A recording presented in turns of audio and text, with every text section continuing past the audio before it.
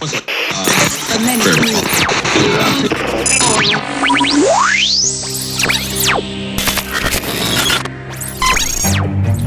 you know you can't explain.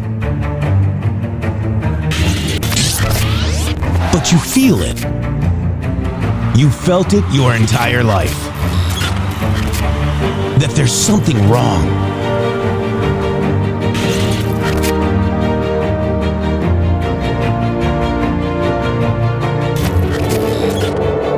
You don't know what it is, but it's there. Like a splinter in your mind, driving you mad. Experience the awakening.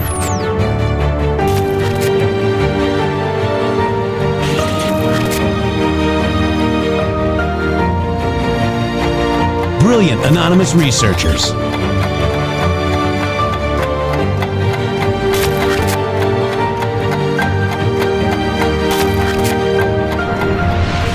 Patriots, join us in the Patriot Army. Trust the plan, pain coming. Boom, boom, boom. Let's go. RedStateTalkRadio.com, Brighteon.tv, Rumble.com/MG Show.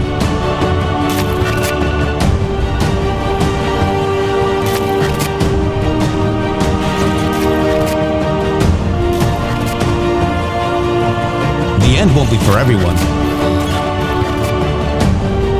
That choice to know will be yours.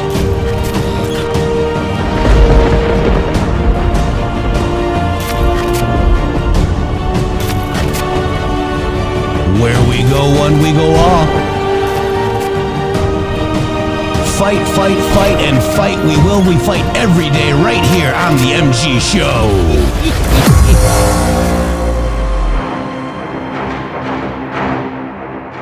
And welcome to the MG Show.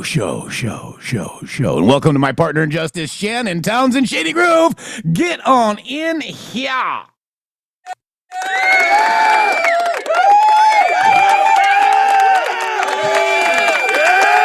Yeah. Here we are. Welcome to the show, everybody. Since he is mad that we're asking, he's got problems. We need to go to counseling, I think. Shady, will you please just unmute, okay? We do want to hear you. Press 17 if you want to hear Shady Groove. Press it. Let's see it. Let's see all the 17s. All right. And we got to go fast, Shady Groove, because we've got Karoline Leavitt today. I know. I'm just messing with. I wish Yeti wouldn't mute me like that. He didn't. I muted you. Much love, everybody. Welcome to Thursday here, where we are shot out of a cannon. Yeah. And I was being aggressive with the team yesterday. By the way, I've been informed how aggressive that I was, how over the top, how I need to back away from taking care of myself, not take my beef liver on time, and then not be shady. Like, I got to go be like somebody else. Like, I'm not supposed to be myself anymore. Bravo! That stuff is amazing. This stuff is amazing, guys. Use code MG Show, even though we don't get paid on any of it. I do contact them. I do recommend it highly. Because I tell you, the beef liver is the beef liver. Yep. And you're not baiting me into adding to that conversation. I appreciate the attempt. You know exactly. All right, so let's get into it, because we got peace through strength happening right now. We got people in the influencer community acting like CNN, saying Iran wasn't blowed up. Well, President Donald J. Trump wants us to watch, and we're going to watch it, and we're going to give a little, of our commentary, our expert commentary here on the MG Show. And by the way, I want to thank you. We really need you guys to hit the thumbs up, okay, guys? I know a lot of people are watching. Just make an account. You don't have to say anything in chat. Make an account. Make sure you thumb it up, okay? Thumb up. We need thumbs up. We are experiencing, I don't know what's happened, but we've asked for features from Rumble Video, and we've got a few of them, and our video views are expanding exponentially as well. And I can't thank you guys enough. So if you are watching on Facebook, if you are watching on Twitter, get over to Rumble, make an account, and please at least come over here, thumb it up, Give us a view or two, and we'll go from there. But we're also on your favorite podcast platforms, except for Spotify, because Hillary Clinton didn't like us there. And so, but we need you guys. We need you guys. We're funded only by you. Thank you guys very much. We're going to start withholding live shows if we don't meet a quota of Rumble thumbs up, guys. We need to be. I don't understand how we can be sitting here with like 1,200 people watching this amazing show, and we can't get 1,200 thumbs up on Rumble. Maybe it's because my host plays stuff over top of me whenever I'm talking. I'm not sure what it is. But we would just really love all of you guys to come on out and get a Rumble account and thumbs up the video. We could actually get on the leaderboard if we were to get if we were to get 1,000 Rumbles. We might get on the leaderboard. Yeah, and share the video. The Rumble has a Rumble the video. They call it Rumble the video. Share it to your channel. Say boom or something cool like that. But we're going to go right into Secretary Pete Hegseth and the People's General Raisin Cane, Shady. Can I mention that I love the People's General? Oh, my God. I have found to be a new... Can we rename your dog, sir? Well, his name is Flynn Kellogg Raisin. Okay. Let's do that. Let's go Raisin Kellogg Flynn. Yeah, well, no Flynn. We can take... I'm sorry, buddy. Raisin Kellogg? Raisin. Raisin Kellogg. I like it. I love the little guy. All right, so let's get into it because we got a busy day. We've got a lot of news, and the fake news is. When can we have a press that's actually happy?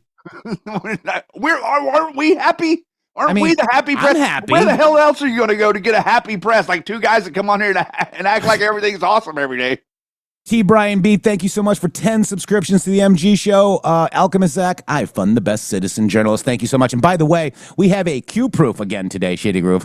We do? Leaks. So let me just go to that real quick because I think it's important. Because we need to show we need to show that Q has been talking about leaks and leakers for since 2017, Shady Groove, since the whole time. And as a matter of fact, you could make the argument that it is because of all the leakers and all the nonsense that was coming out was the need for Q that was 8 months into the Trump administration because we needed a way around the media and around the noise directly to the people.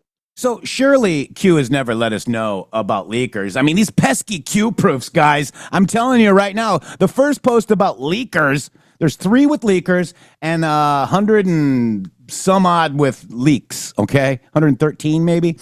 But scoop, Trump to limit sharing classified info with Congress after leak on Iran bombing damage. And that was yesterday or today. Yeah, yesterday. 5. And it's supposed to be 6/25/25. My bad. I screwed up. Whatever. But on Q Post 280 on 12/6/2017 says, watch the news. Leakers exposed. These people are stupid. Wow. Bravo. Thank you very much.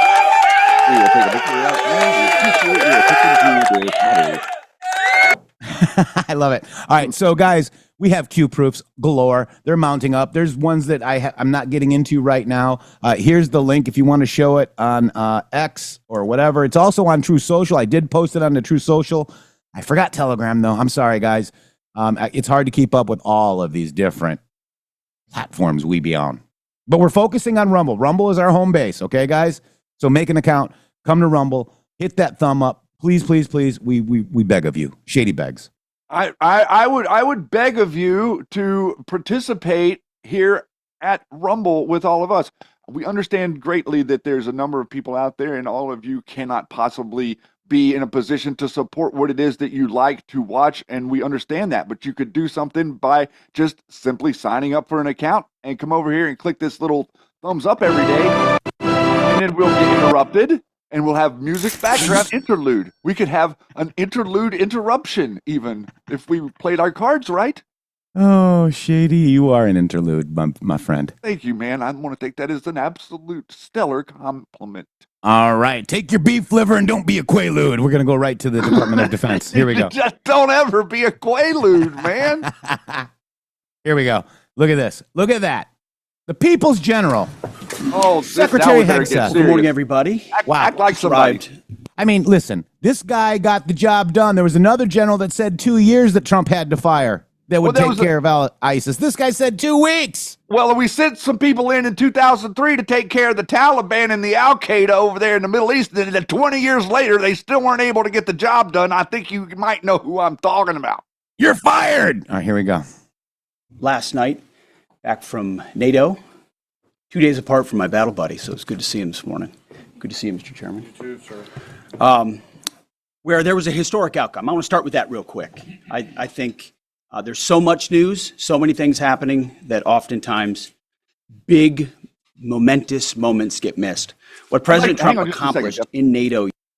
I'm not going to interrupt a lot during this. I know that we're close on time.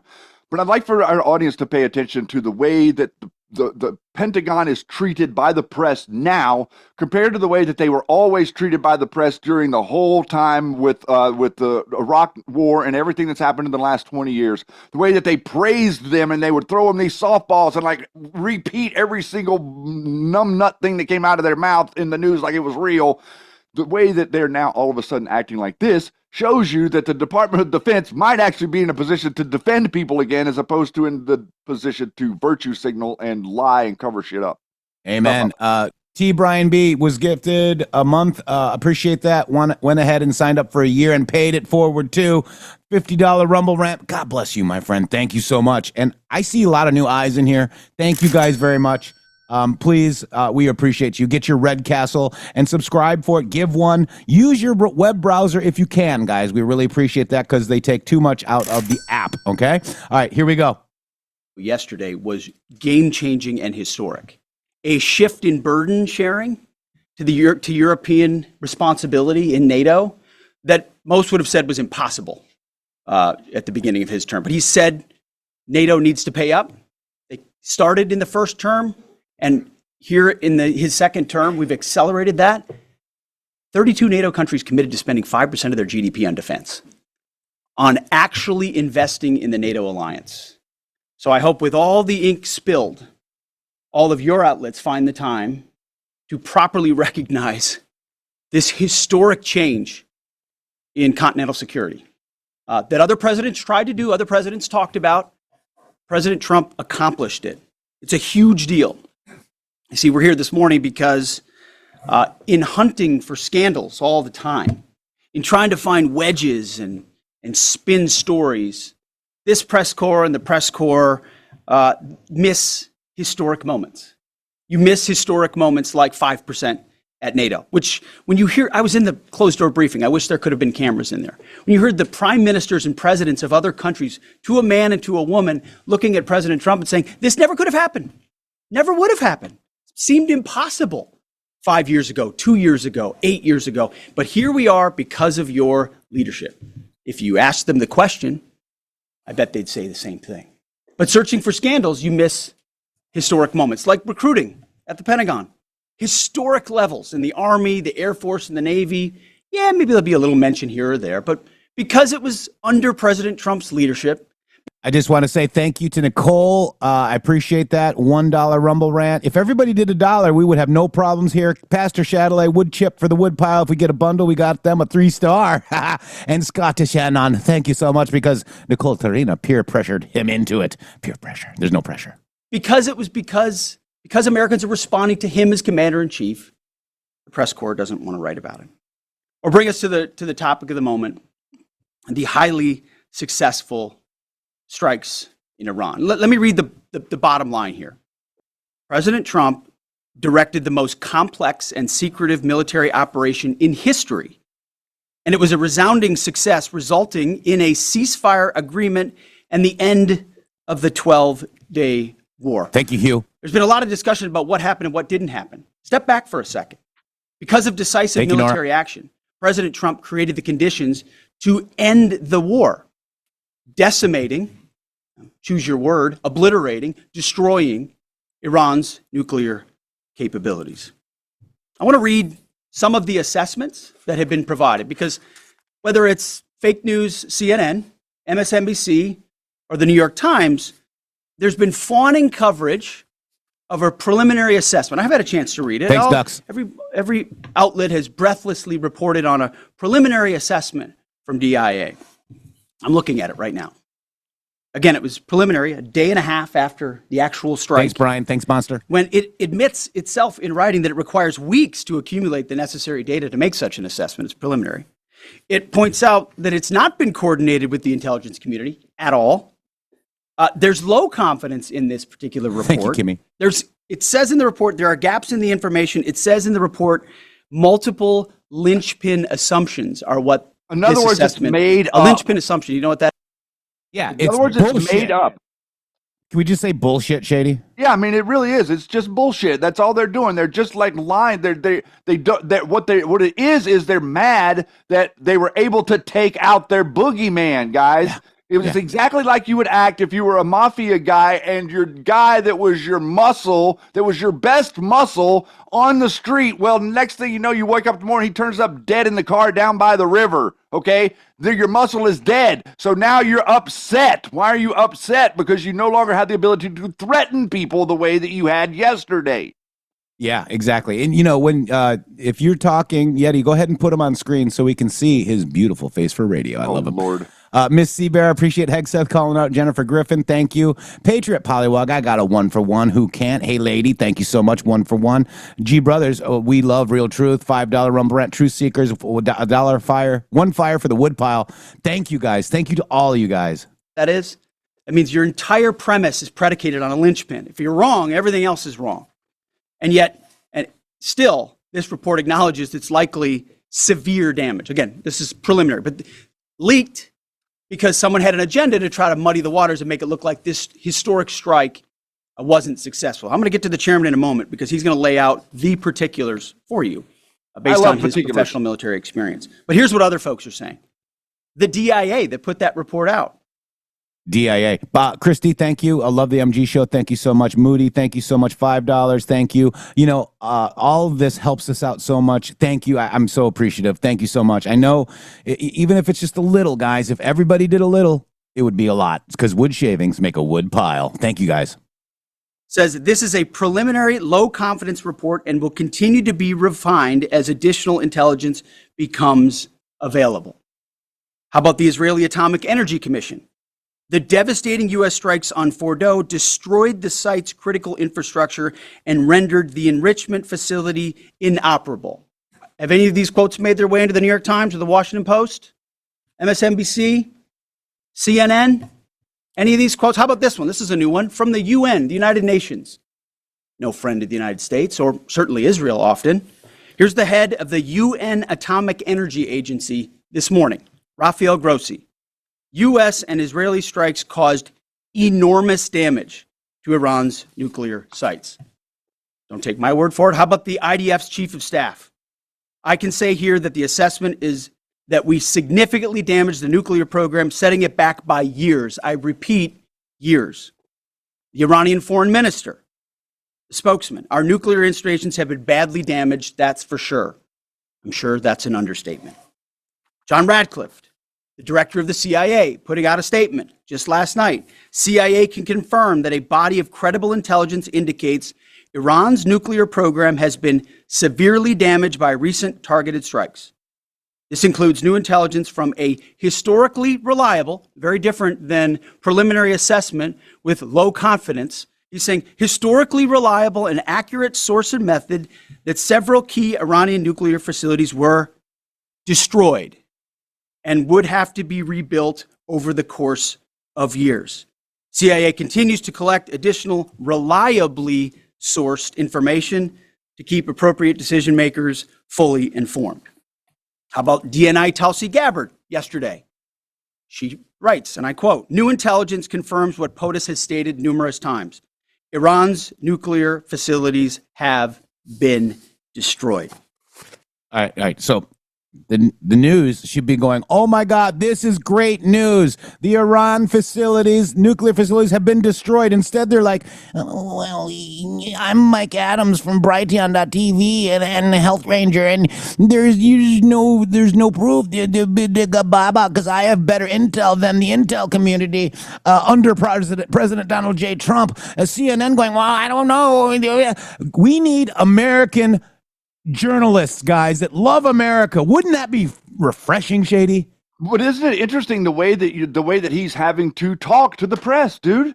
My God, it's like we're begging them to cover us correctly. That's exactly what. Yeah, like you're sitting there, you're listening to Hegseth talk. This is a media guy. He's not just the warfighter guy. He was on Fox. He's a media guy, so he understands the press, and he's sitting there. He's trying to explain to them exactly what it is that their job is. Their job is not to pretend like something didn't happen and just have a contrarian position. That's not the job of a journalist. A journalist's job is to objectively speak about whatever it is that has occurred. If you think that something didn't occur or that it was less than, you've got to be able to provide proof. And the idea that this is coming out of DIA was created, it's supposed to go the other way.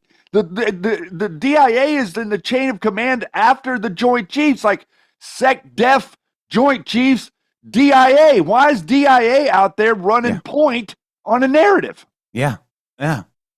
Exactly right. Because no leaks. They're so pissed they got to invent bullshit. And I'm sorry for saying it, guys, but they don't know what the F they're doing.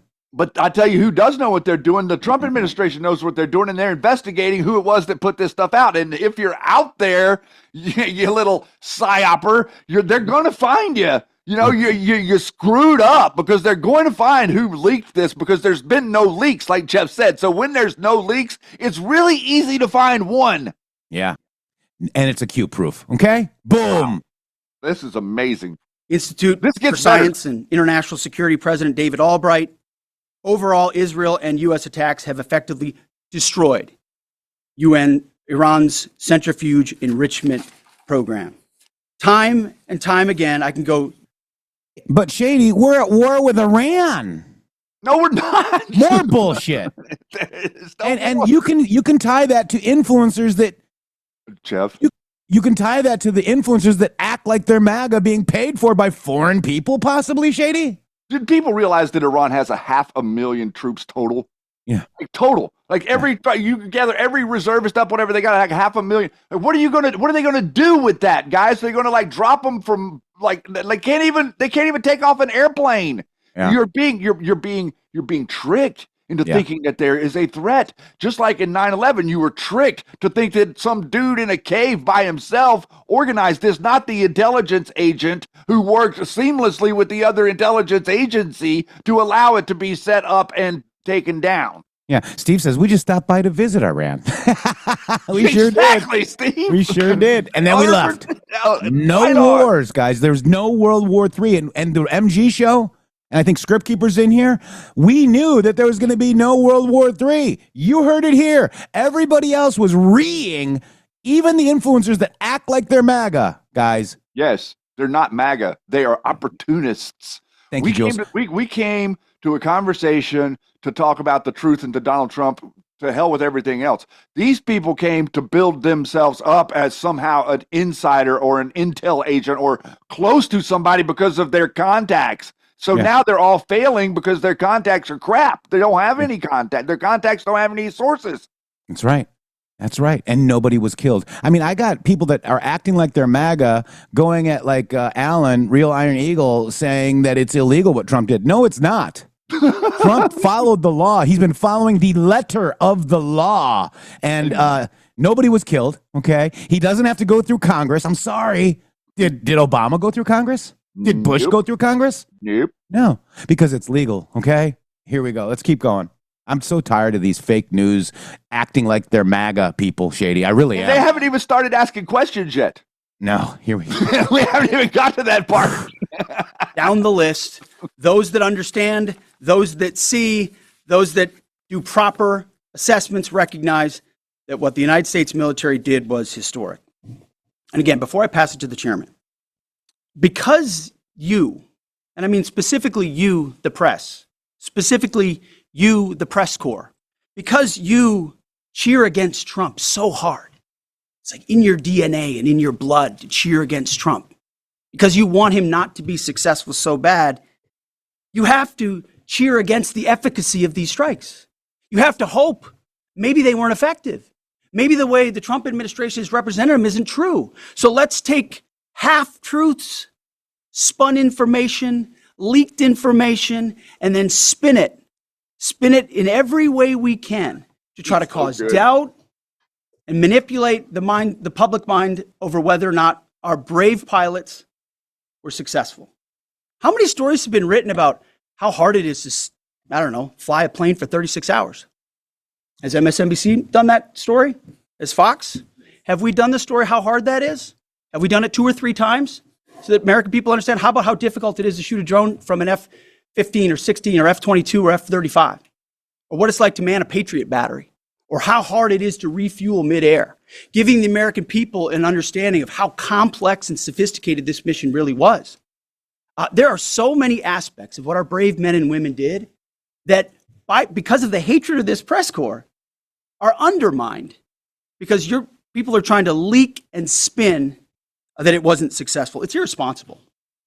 And folks in this room are privy to that information because of the proximity here in the Pentagon. They spin it like a centrifuge job. That's right. And time again, classified information is leaked or peddled for political purposes to try to make the president look bad. And what's really happening is you're undermining the success of incredible B-2 pilots and incredible F-35 pilots and incredible refuelers and incredible air defenders who accomplished their mission, set back a nuclear program in ways that other presidents would have dreamed. How about we celebrate that? How about we talk about how special America is, that we Press 17 if you're celebrating right here on the MG show. Boom. Have these capabilities. I think it's too much to ask, unfortunately, for the fake news. So we're used to that. But we also have an opportunity to stand at the podium and read the truth of what's really happening. And the reality is you want to call it destroyed, you want to call it defeated, you want to call it obliterated, choose your word. This was an historically successful attack, and we should celebrate it as Americans, and it gives us a chance to have peace, chance to have a deal, and an opportunity to prevent a nuclear Iran, which is something President Trump talked about for 20 years, and no other presidents had the courage to actually do. So with that, I want to hand it over to the chairman of the Joint Chiefs. They've done technical analysis on this, not just on the strike, but also on our Patriot defenders, on Al-Udeid. And Mr. Chairman, I'll hand it over to you. Good morning. Thank you, Mr. Secretary. And let's just take a minute. Kraken Z, thank you. 5 subscriptions, and I'm missing a lot of your donations, but very appreciative. I'm trying to thank you guys all in the chat. The chat is being shown on the screen. Thank you guys very much for these donations. We really need them. So I just want to take a minute to have you really listen to the People's General. This is the People's General that helped Donald J. Trump eliminate the ISIS caliphate in his first term, okay? In 2 weeks rather than 2 years, like some 3 stars said. Or never. And 5 years or never, okay? This is the man that actually got the work done. He's not cleaning toilets at the West Point Administration Center. He's not parking cars. He's not out there grifting his ass off. He's out there doing the job for the American people, and I'm an American people, and I declare this man the People's General. Seconded. And good morning, and all of you. Thank you for being here. As a follow-up to my comments on Sunday's press conference, I wanted to give you a few updates this morning on something I'm honored to do as a chairman, and that's a chance to get Press 47 if you think he's the People's General, guys. Let's see that. To talk about some of our service members and the incredible things that they do on behalf of our nation. And I apologize ahead of time for the length and the detail. Today, I'm going to brief you on a couple things. First, I'm going to talk about our air defenders at Al-Udeid in Qatar and their actions on Monday. Then I'm going to walk you through a little bit about the academics that went into the attack against Fordo, the massive ordnance penetrator weapon, and we're going to show a video that highlights the effects that weapon has. Of course, nobody was down inside the target, so we don't have video from the target. First, on Monday. As the President has stated, on Monday morning, we began to receive indications and warnings that Iran intended to attack U.S. bases in the region. That morning, building on the work that CENTCOM Commander Eric Kurilla had done, and on the orders of the President, at Al-Udeid Air Base in Qatar and around the region, we assumed a minimum force posture. Most folks had moved off the base to extend the security perimeter out away from what we assessed might be a target zone, except for a very few Army soldiers at Al-Udeid. At that point, only 2 Patriot batteries remained on base. roughly 44 American soldiers responsible for defending the entire base, to include CENTCOM's forward headquarters in the Middle East, an entire air base, and all the U.S. forces there. The oldest soldier was a 28-year-old captain. The youngest was a 21-year-old private who'd been in the military for less than 2 years. So let's put ourselves out there for a second. Imagine you're that young first lieutenant, you're 25 or 26 years old, and you've been assigned as the tactical director inside the command and control element. You, at that age, are the sole person responsible to defend this base. Listening next to you is your early warning operator, whose job is to notify you of imminent attack. There's 5 people inside a vehicle and 5 people outside of a vehicle around these, a total of, as I said, 44. By the way, you've sat in the Middle East for years, deployed over and over again, extended multiple times, always being prepared, but unsure of when that particular day will come that you must execute your mission and not fail at doing it. In this case, these Patriot crews were deployed from Korea and Japan as part of our U.S. forces there to ensure that we had the most capable missiles in the CENTCOM area of responsibility. As the day continues, you start to hear more and more chatter in the information space about a pending attack. And as the sun starts to set in the west, you get orders from your higher headquarters to make sure that your missile batteries are pointed to the north. There are just a few other teammates. It's hot, you're getting nervous, and you expect an attack.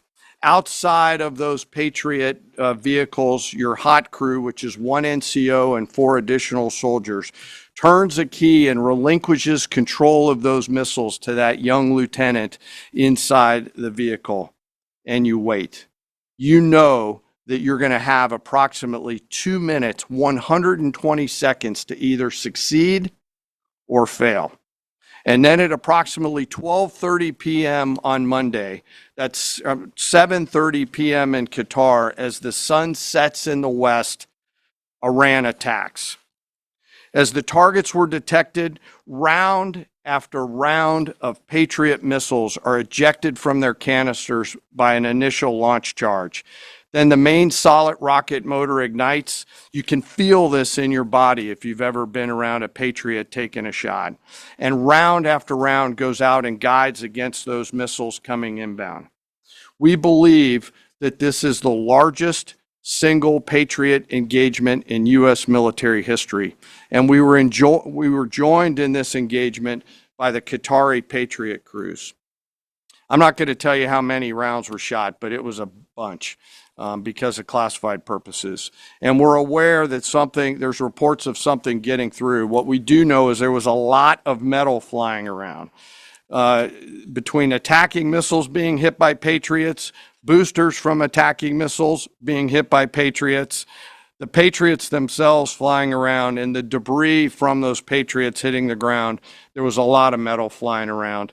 And yet our U.S. air defenders had only seconds to make complex decisions with strategic impact. These awesome humans, along with their Qatari brothers and sisters in arms, stood between a salvo of Iranian missiles and the safety of Al Udeid. They are the unsung heroes of the 21st century United States Army. And I know a lot of you have seen the videos online and the excitement as those Patriots departed their launchers and went up and guided. This really demonstrates the combat capability and capacity of our Army air defenders. Simply stated, they absolutely crushed it.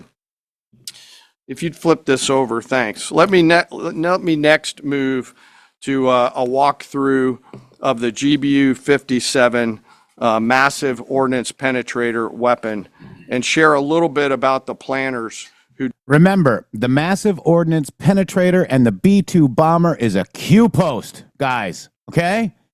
Thank you, General Raisin Kane. Did this and their work on the weapon. First, let me set the stage for you. There's an... Stage set. Okay, we got it. Is the stage set, Shady? We got it. He's setting it. Set the stage. Organization in the U.S. called the Defense Threat Reduction Agency, DTRA. Now, we've talked about DTRA before, and they actually funded Metabiota, just so you know. Yeah, it's actually interesting that he mentions that here. Yeah. Guess who else? Guess who knows where the bodies are buried and never mentioned any of this crap? Well, another thing is, like, can you imagine the said mentioner ever come up there and like give other people other than himself credit for things? Nope. It's his like not Mr. Trump. General Kane here seems very humble and seems like he wants to highlight the people that actually did the work instead of himself. That's pretty refreshing. Me. Oh, Lloyd Austin would come out in a face shield and tell you that how you have to bend down and obey his DEI. And then he bent down and got something removed out of his butt. Here we go. No! DTRA does a lot of things for our nation, but DTRA is the world's leading expert on deeply buried underground targets.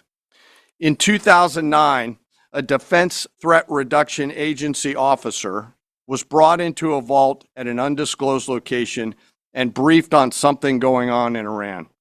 For security purposes, I'm not going to share his name. He was shown some photos and some highly classified intelligence of what looked like a major construction project in the mountains of Iran. He was tasked to study this facility, work with the intelligence community to understand it, and he was soon joined by an additional teammate. For more than 15 years, this officer and his teammate lived and breathed this single target, Fordow, a critical element of Iran's covert nuclear weapons program. He studied the geology. He watched the Iranians dig it out. He watched the construction, the weather, the discard material, the geology, the construction materials, where the materials came from. He looked at the vent shaft, the exhaust shaft, the electrical systems, the environmental control systems, every nook, every crater, every piece of equipment going in and every piece of equipment going out. They literally dreamed about this target at night when they slept. They thought about it driving back and forth to work, and they knew from the very first days what this was for. You do not build a multi-layered underground bunker complex with centrifuges and other equipment in a mountain for any peaceful purpose. They weren't able to discuss this with their family, their wives, their kids, their friends, but they just kept grinding it out. And along the way, they realized we did not have a weapon that could adequately strike and kill this target. So they began a journey to work with industry and other tacticians to develop the GBU-57. They tested it over and over again, tried different options, tried more after that. They accomplished hundreds of test shots and dropped many full-scale weapons against extremely realistic targets for a single purpose: kill this target at the time and place of our nation's choosing. And then, on a day in June of 2025, more than 15 years after they started their life's work, the phone rang and the President of the United States ordered the B-2 force that you've supported to go strike and kill this target. Yesterday, I had the incredible honor and privilege of spending time with these two Defense Threat Reduction Agency officers who've given so much. One of them said, quote, "I can't even get my head around this. My heart is so filled with the pride of being a part of this team. I am so honored to be a part of this." To you both, thank you, and thank you to your families. Operation Midnight Hammer was the culmination of those 15 years of incredible work. The air crews, the tanker crews, the weapons crews that built the weapons, the load crews that loaded it. Before I run through this video today, I want to talk a little bit about weaponeering and what goes into an attack. Weaponeering is the science of evaluating a target. I mentioned all of those factors before that these two DTRA officers had thought about. Ultimately, weaponeering is determining the right weapon and fuse combination to achieve the desired effects and maximum destruction against a target. In the case of Fordow, the DTRA team understood with a high degree of confidence the elements of the target required to kill its functions, and the weapons were designed, planned, and delivered to ensure that they achieve the effects in the mission space. By the way, in the beginning of its development, we had so many PhDs working on the MOP program, doing modeling and simulation, that we were quietly and in a secret way the biggest users of supercomputer hours within the United States of America. So let me talk about the graphic a little bit. And the GBU-57, which all of you I know is a 30,000 pound weapon, dropped only by the B-2. It's comprised of steel, explosive, and a fuse, programmed bespokely, each weapon to achieve a particular effect inside the target. Each weapon had a unique desired impact angle, arrival, final heading, and a fuse setting. The fuse is effectively what tells the bomb when to function. A longer delay in a fuse, the deeper the weapon will penetrate and drive into the target. So on Fordo, in June of 2008, you can see these three holes. Depicted here is the main exhaust shaft with two additional ventilation shafts on either side. The United States decided to strike these two ventilation shafts, as seen here on the main graphic, as the primary point of entry into the mission space. In the days preceding the attack against Fordo, the Iranians attempted to cover the shafts with concrete to try to prevent an attack. I won't share the specific dimensions of the concrete cap, but you should know that we know what the dimensions of those concrete caps were. The planners had to account for this. They accounted for everything. The cap was forcibly removed by the first weapon, and the main shaft was uncovered. Weapons 2, 3, 4, 5 were tasked to enter the main shaft, move down into the complex at greater than 1,000 feet per second, and explode in the mission space. Weapon number 6 was designed on each side, so there were 6 on each side. Weapons number 6 was designed as a flex weapon to allow us to cover if one of the preceding jets or one of the preceding weapons did not work. The video I'm about to show you is a culmination of over 15 years of development and testing. As I said, hundreds of test shots on various models. Now, Shady, I'd like to point out this building right here has a keystone. Here we go. This is one weapon. So if you take a view of this as 5 additionals, you'll get a sense of what this looks like. Hopefully you can see it and there's not too much reflection. Tom runs our videos out there. We'll run it at full speed so you can see it and then go back through it. Go ahead, Tom.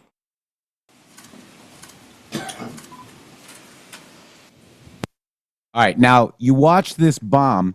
It penetrates. Okay, Health Ranger, Mike Adams, why you kicked us off your network? Because we were right and you're wrong? Is that why, Shady, do you think? No, Jeff, there was no dirt on top of the building right beside it. That's not a symptom of the operation working. That's a symptom of the operation not working. The bomb just disappeared, and it went down in there, and it fizzled out like a firecracker. You know, like those little cheap firecrackers. Right. You would buy. Yeah, right. It just like poof.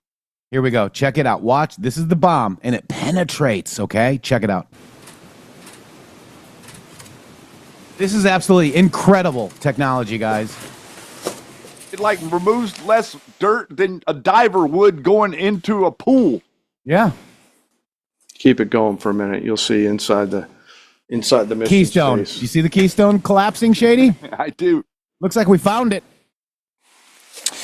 Unlike a normal surface bomb, you won't listen up, Mike Adams, Health Ranger. Okay, listen up.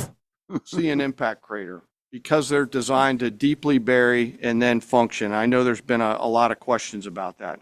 All 6 weapons at each vent at Fordo went exactly where they were intended to go. A bomb has 3 effects that causes damage: blast, fragmentation, and overpressure. In this case, the primary kill mechanism in the mission space was a mix of overpressure and blast, ripping through the open tunnels and destroying critical hardware. The majority of the damage we assessed based on our extensive modeling was a blast layer combined with the impulse extending from the shock. Imagine what this looks like 6 times over. A point that I want to make here, the Joint Force does not do BDA. By design, we don't grade our own homework. The intelligence community does. But here's what we know following the attacks and the strikes on Fordo. First, that the weapons were built, tested, and loaded properly. 2, the weapons were released on speed and on parameters. 3, the weapons all guided to their intended targets and to their intended aim points. 4, the weapons functioned as designed, meaning they exploded. And we know this through other means, intelligence means that we have that were visibly, we were visibly able to see them. And we know that the trailing jets saw the first weapons function, and the pilots stated, quote, "This was the brightest explosion that I've ever seen. It literally looked like daylight." Let me now turn to the bomber crews themselves, give you a few details about them. The crews that attacked Fordo were from the active duty Air Force and the Missouri Air National Guard. The crews ranked from captain to colonel, and most were graduates of the Air Force Weapons School headquartered at Nellis Air Force Base in Nevada. I will state for the record that there is no beach volleyball or football at the Air Force Weapons School. They were male and female aviators on this mission. And a crew member told me when I talked to them on video the other day that this felt like the Super Bowl, the thousands of scientists, airmen, and maintainers all coming together. One last story about people. When the crews went to work on Friday, they kissed their loved ones goodbye, not knowing when or if they'd be home. Late on Saturday night, their families became aware of what was happening. And on Sunday, when those jets returned from Whiteman, their families were there. Flags flying and tears flowing. I have chills literally talking about this. The jets reached. And our mainstream media held up Iranian flags and scoffing at your military. And I would like to just add real quick to what you're witnessing right here. What did Donald Trump tell us, Jeff? What did the man in the arena say? What did he say whenever he kept talking to these people that kept calling for people's heads? He said, "Success is going to be our retribution." What did he mean by that? He means that the military-industrial complex has generated a long litany record of non-success. They never get anything right. They can't ever do it right. Why is that? Is it incompetence, or is it intentional to further degrade our country and to further degrade your ability to defend our homeland? Intentionally within the ranks by foreign assets that were funding all of this. Now you see something as competence. Now you see something successful. And now you can clearly see, Jeff, can't you see how success could be your retribution, sir? Absolutely. Absolutely. And this is it. And by the way, Yeti, we're just going to go through the break because this is going a little long. And we got Karoline Leavitt with a press conference coming up. I don't want to miss that either. We got a lot going on today. And God bless our troops. And screw you, fake news media. How about that? Come to the MG show where we go with, we support our president. We love our country. And we don't care who you are. We'll be here with you. And for anybody, Shady Groove, that wants to be awake. He joined into a formation of 4 airplanes followed by a formation of 3 and came up overhead Whiteman proudly in the traffic pattern, pitching out to land right over the base and landing to the incredible cheers of their families who sacrifice and serve right alongside their family members. Like I said, there were a lot of flags and a lot of tears. One commander told me this is a moment in the lives of our families that they will never forget. That, my friends, is what America's Joint Force does. We think, we develop, we train, we rehearse, we test, we evaluate every single day. And when the call comes to deliver, we do so. I could not be more proud standing up here today of our Joint Force. I'm filled with gratitude that I get to tell their story. And as we stand here right now, our forces remain on a high state of readiness in the region, prepared to defend themselves.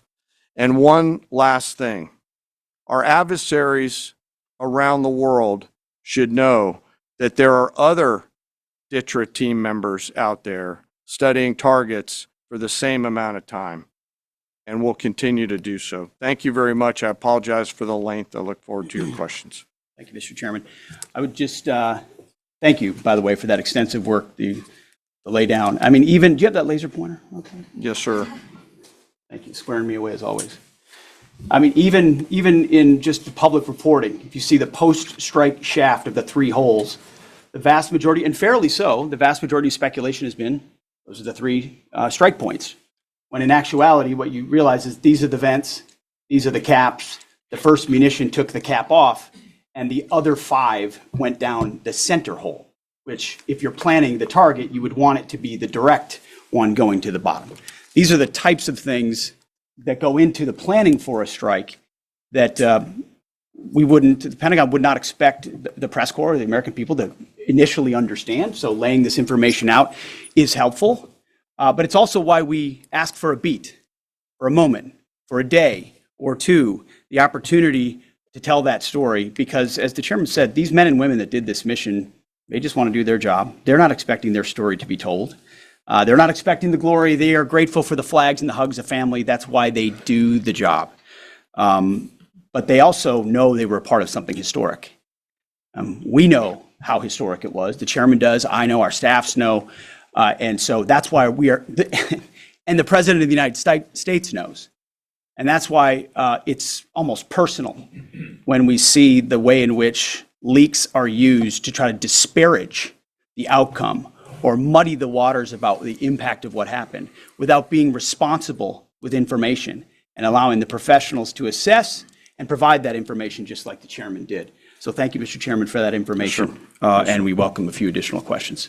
Yes, sir. General, on Sunday you said final battle damage will take some time. And you also said, I think BDA is still pending and it would be way too early for me to comment on what may or may not still be there at the nuclear facility. So that was just over 3 days ago. So what has changed?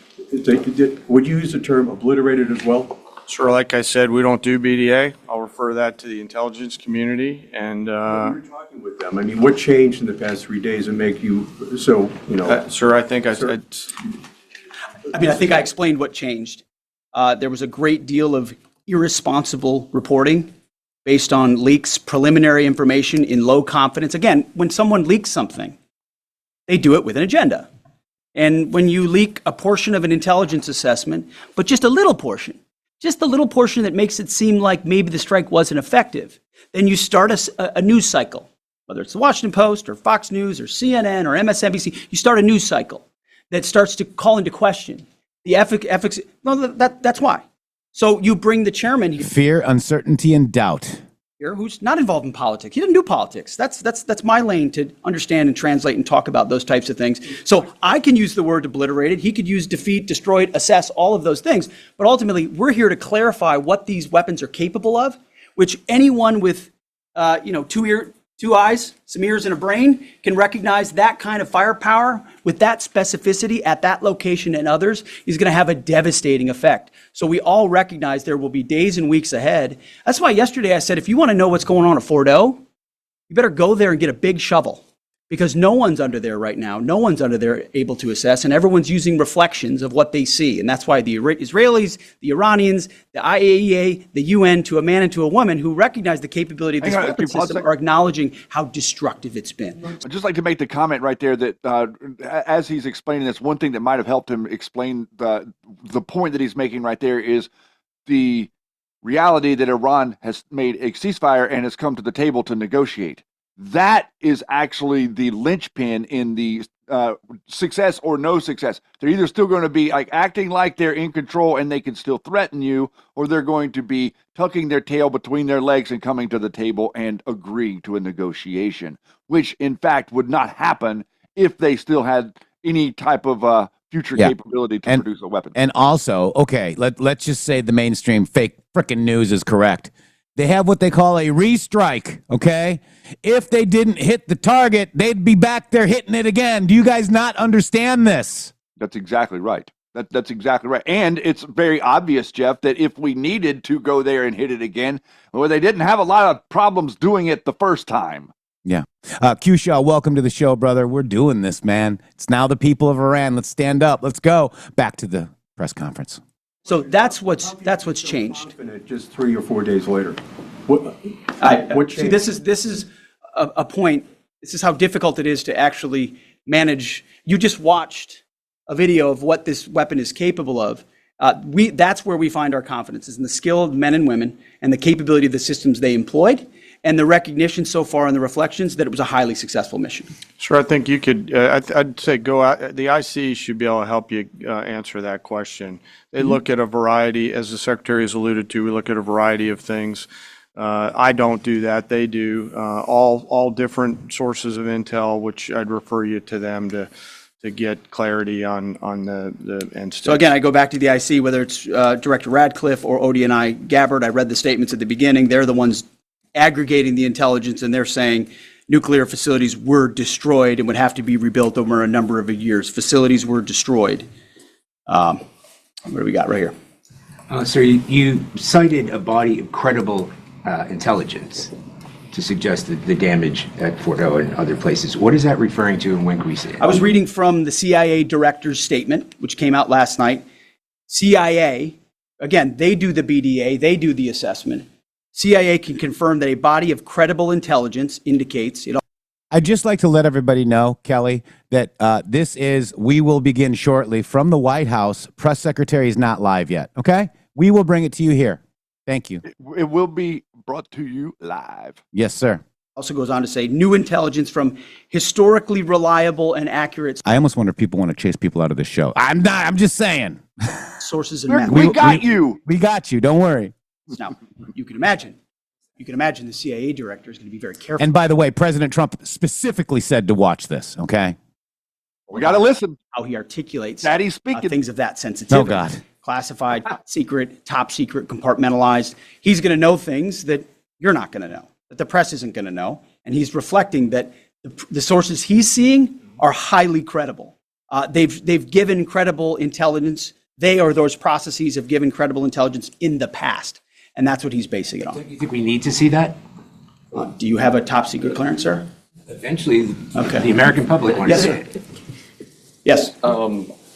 Yeah, you. I wanted to ask briefly just No, not you. Checkered shirt. Mike Lynn with the Washington Times. Yes, sir. Thanks, sir. Anybody who's ever read a Battalion S2 report after a fight knows that it's usually, the initial report is usually wrong, sometimes grossly so.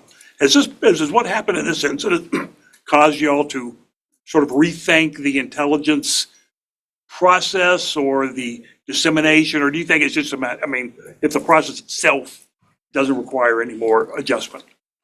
Well, I can tell you what the chairman told me in the Situation Room and reminded us all, which is alongside what you just said, sir, is that the first reports are almost always wrong. They're almost always incomplete, right? Anything, whether it's a squad level operation or a strategic level operation, the initial reflections you get are coming at you at a high rate of speed from a lot of different sources. So your job is to step back and assess them. And that's why we're urging caution about premising entire stories on biased leaks to biased publications trying to make something look bad. How about we take a beat, recognize first the success of our warriors, hold them up, tell their stories, celebrate that, wave an American flag, be proud of what we accomplished. And in the meantime, I can assure you, the chairman and his staff, the intelligence community, our staff and others are doing all the assessments necessary to make sure that mission was indeed successful. Yes, right there. Sir, thank you, Mr. Secretary. Iran has recognized that their nuclear program was indeed severely damaged, but they also said that the U.S. strikes only strengthened their ability and their determination to complete their nuclear program. How do you respond to that, sir? Is that a provocation from Iran? Well, I would say Iran's going to have to say a lot propaganda, of things right young now man. in order to bolster their image, especially internally. You know, in the media, there's a lot of things they'll say for domestic consumption. But we're watching very closely what they do. Again, that's the intel community. Our job as the chairman, the chairman laid it out so beautifully. Our job is to be prepared. And how proud are you? How proud am I I didn't know the full story of those men and women 15 years ago who've been pointing at that target. That makes me proud to be an American. That's an awesome story. I hope we can tell more aspects of that in an unclassified way in the future. That's a great thing to know. Our job is to be prepared when the commander-in-chief calls based on those assessments. So, of course, our IC, the Intelligence Committee, will keep watching what Iran does and pay attention to that. But the president has created the contours, the opportunity for a deal, for peace, in something that the world said was intractable, that wasn't possible. And we got that peace, that ceasefire, that option, because of strength, because of his willingness to use American military might that no one else on the planet can do with the kind of planners and operators that the chairman just laid out. Yes, sir. Right there. Yep. Me, sir? Just a quick question. There's public imagery available saying that highly enriched uranium was moved out of Fordo before the strikes. Is that accurate? Have you seen that? And Mr. Chairman, a question for you. Have you been pressured to change your assessment or give a more rosy intelligence assessment to us by any political factors, whether it's the president or the secretary? And if you were, would you do that? Yeah, that one's easy. No, no, I have not, and no, I would not. My job as the chairman is to offer a range of options to the president and the National Command Authority to deliver the risks associated with each of those, and then take the orders of the National Command Authority and go execute them. I've never been pressured by the president or the secretary to do anything other than tell them exactly what I'm thinking, and that's exactly what I've done. There's nothing that I've seen that suggests that we didn't hit exactly what we wanted to hit in those locations. That's not the question, though. It's about highly enriched uranium. Do you have certainty that all the highly enriched uranium was inside the Fordo mountain, or some of it, because there were satellite photos that showed more than a dozen trucks there 2 days in advance? Are you certain none of that highly enriched uranium was moved? Of course, we're watching every single aspect, but Jennifer, you've been about the worst.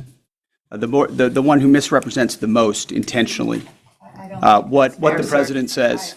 I'm familiar. I was about the ventilation shafts on Saturday night, and in fact, I was the first to describe the B-2 bombers, the refueling, the entire mission with great accuracy. So I take issue with that. I appreciate you acknowledging that this is the most successful mission based on operational security that this department has done since you've been here, and I appreciate that. So Absolutely. we're looking at all aspects of intelligence and making sure we have a sense of what was where. Why not acknowledge the female pilots that also participated in this mission? The early messages that you sent out only congratulated the boys. So when I say something like our boys and bombers, see, this is the kind of thing Lady doesn't even know what a female is. Of course, the chairman mentioned a female. I mean, is she a biologist? Yeah, I mean, I thought that their side couldn't figure that out, and they would be misgendering someone if you were to identify that someone is a female. Oh But my God! Can we cancel her now? I think that we need to cancel her because she just went out. She just colored outside the line. All right, so Karoline Leavitt just came out, but we're going to bring you live. This is almost over. Check it out. Female bomber pilot. That's fantastic. She's fantastic. She's a hero. I want more female bomber pilots. I hope the men and women of our country sign up to do such brave and audacious things. But when you spin it as, because I say our boys and bombers as a common phrase, I'll keep saying things like that, whether they're men or women. Very proud of that female pilot, just like I'm very proud of those male pilots. And I don't care if it's a male or a female in that cockpit, and the American people don't care. But it's the obsession with race and gender in this department that's changed priorities. We don't do that anymore. We don't play your little games. Yes, You right know there. for certain that the uranium was removed from the facility before the B-2 struck. So I'm not aware of any intelligence that I've reviewed that says things were not where they were supposed to be, moved or otherwise. Yes. Kelly Meyer with News Nation, and just off the top, want to say we're grateful for the service of these pilots and everybody that serves. I wanted to ask you, the CIA statement said, when possible, they will provide updates and information to the public for transparency, and I believe that's what we're looking for here. Do you commit to share the Defense Intelligence Agency report when it is ready, so the American people can understand more about the intelligence assessment? Well, actually, the report that was discussed, this preliminary report, was a was what's called a restrike report. So it comes to us to give us an assessment whether a target would need to be restruck, right? That's the reason why. So it's based on internal feedback loop that we're supposed to have access to. Unfortunately, someone took advantage of that. But whatever is supposed to be made public will be, but whatever has to stay sensitive. Sir, will be can as I well. just jump in? You know, one of the things that I'm trying to do through this journey that we're on together, of course, transparency, but also the requirement to really protect these capabilities. I guess the time's up. TikTok. So there's a balance in there, right? We do need to preserve options should the nation and the joint force be tasked to go do something again. So, Oh my God, Jules, I just said that we will bring press secretary after what we're watching here, guys. Please.